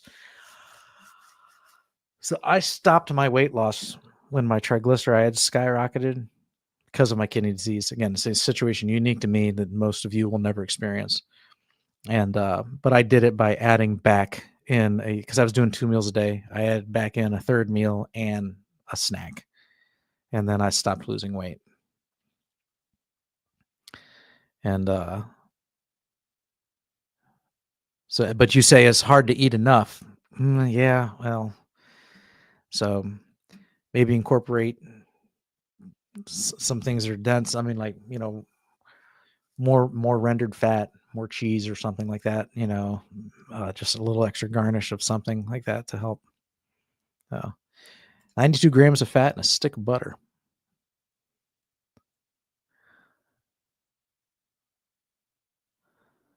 Let's see here.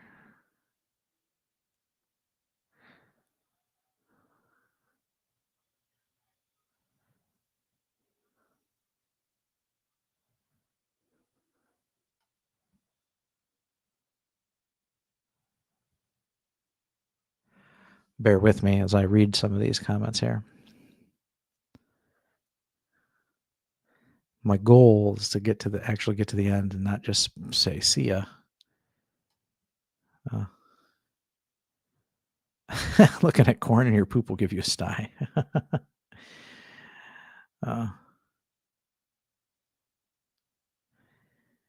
Kip will not stay carnivore if he has gastric bypass. I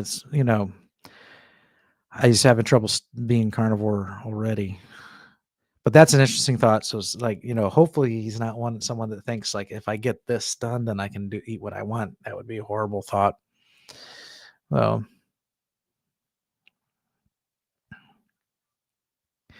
Kip's logic is that he needs a jump start. I think the GLP-1 would be the jump start. Gastric bypass, I think that's huge, man. That's invasive. And that would be something that I file under the like last resort. I'm very desperate category. So if you ever seen two male giraffes necking, you wouldn't consider them so cute. They're brutal. I've seen them fight like that. They're like whacking each other with their long necks. So I have a Kosori dehydrator. So I'm going to type that in here. We have Cabela and Kosori dehydrator. So I have that in a second tab. Emotional eaters are one that need carnivore the most. Yeah, that's true. Because you can usually get away with eating a lot of carnivore foods and it doesn't have negative repercussions. So, I mean, some people do overeat carnivore and gain weight, but it's really hard, really hard. Oh. And then Main Runner, yes, I love it. 100% recommend it, especially for the jerky. So that was the one that had the Cabela dehydrator. So Cabela and Kosori. I'll look at those. My Ninja air fryer has a dehydrator. Oh, there's something called a Ninja Combi that I think I want to get. I'll bring it up on the screen here. So Ninja Combi. It's like a 14-in-1 device, all-in-one multi-cooker, air fryer, bundle thing. Here it is here. Oh, wait a minute. I gotta stop that screen, add this screen. Yes, I know what I'm doing when I share the screen. Yeah. So this device here, it's like all in one. It's like 14 in one or something. And it's got all these, it's an air fryer, and it's a little oven. It's a Dutch oven. It's, you can bake things in it. Multi-cooker oven. It can even, what's that called when you boil meat in a bag in water? It's my bedtime. I can't think of it. It's a way of cooking meat. You cook it in this at a set temperature. It can be in there all day, and then you can take it out and just sear the sides real quick. Someone type that in there. Not souffle. Sous vide. That's it. Thank you, Terry. Sous vide. Okay, yeah, it does that also. And because I'm always on this quest to always make the perfect steak, and I think sous vide would be a way to do it. Tapeworm is definitely my biggest fear. And yeah, I eat like a carnivore. She eats like a crazy person. Yes, yeah, that would do it. And let me remove this from the screen here. Let's see here.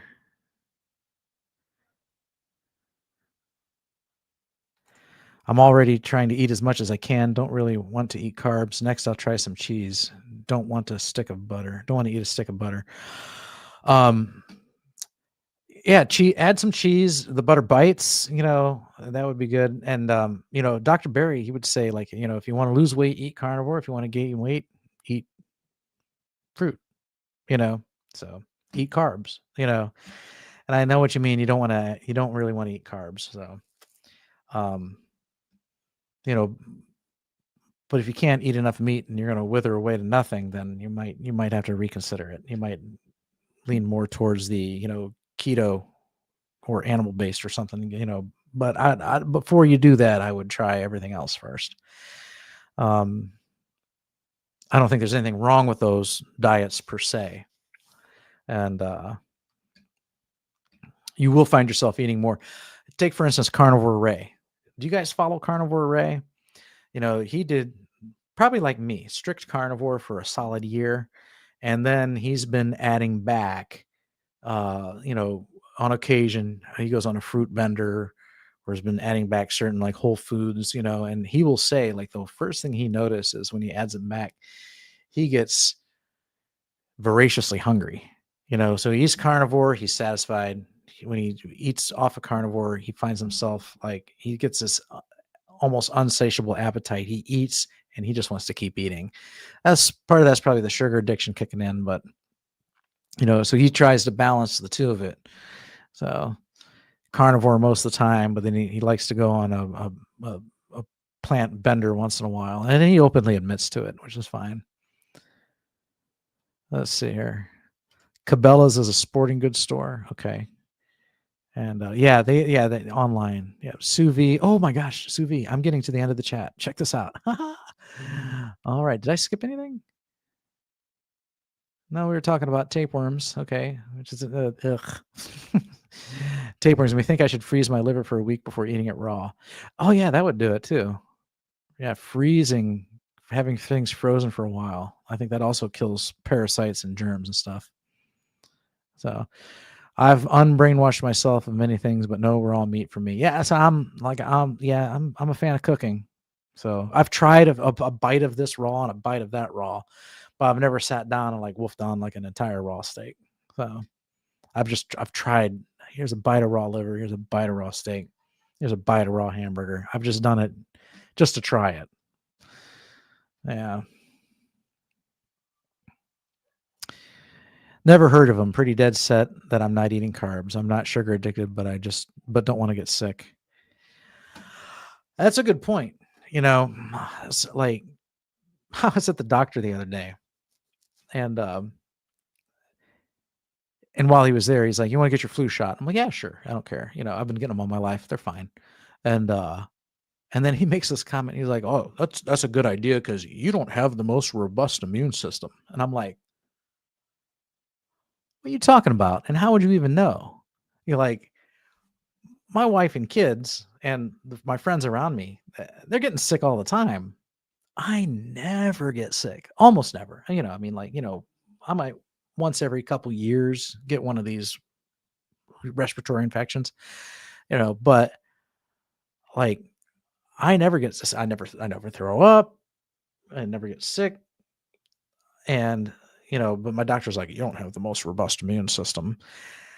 But what sets me apart is, again, I don't eat plants. And I was watching something on YouTube, might have been Dr. Barry, I don't know, talked about that, a lot of these illnesses that get passed around, they get passed around in plants. Like if you a lot of times you see these recalls, it's E. coli in lettuce. There's a lettuce recall. There's a spinach recall. But every once in a while you might see a meat recall. But the majority of the time there's some sort of like nasty germ that's in a plant and it's being recalled, or the news says throw this stuff away, it's a bad batch or whatever. It very rarely happens with meat. So like all these illnesses that people get, it sounds like the vast majority of them actually get passed around in plants, especially those that you eat raw and don't cook, so you don't kill those germs. So,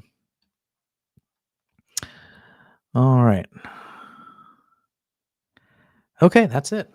I'm at the end of the chat. So, last call. Godspeed. Thank you, Cranky. All right. All right. Well, it was good.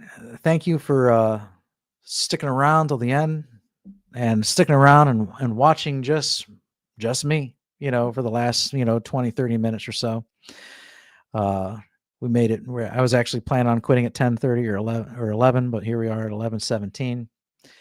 Yeah. Rick says, have your steak and get to bed. Yes, I might even go down and do the egg life and bologna thing because it is almost midnight. Oh no, the steak has to get eaten today. It says cook or freeze by today. So yeah, never mind. I'm gonna go down. I'm gonna make a New York strip, and I'm gonna eat it, and then I'll probably stay up till 1. So again, thanks for hanging out with me and the gang. Everybody that was here, everybody that was on screen today. If you come back to watch this replay and see it to the end, Jeff. We had Jonathan, we had George, Paul, Aaron. Yes. So did I miss anybody? If I did, it's because it's 11:20 at night and I'm dead tired. But thanks for hanging out with us this Monday night. It's been fun, and we look forward to seeing you again next Monday night. And if you feel up to it throughout the week, come join us over on Carnivore Talk, and we'll see you then. All right. So good night, everybody. I'll try and jump in on all your lives as they pop up my newsfeed throughout the week. So, and feel free to reach out to me anything you want. My email address is bob@carnivoretalk.com, and you can also down in the show notes. There's a link. There's a contact form. If you forget the address, you can click on that. Just type something in there and send it, and I'll get back to you. And but yeah, it was a good night talking to everybody. It was a good night talking to all of you. And I say that to everybody. So that's it. I'm going to eat a steak and go to bed. Have a good night. Take care.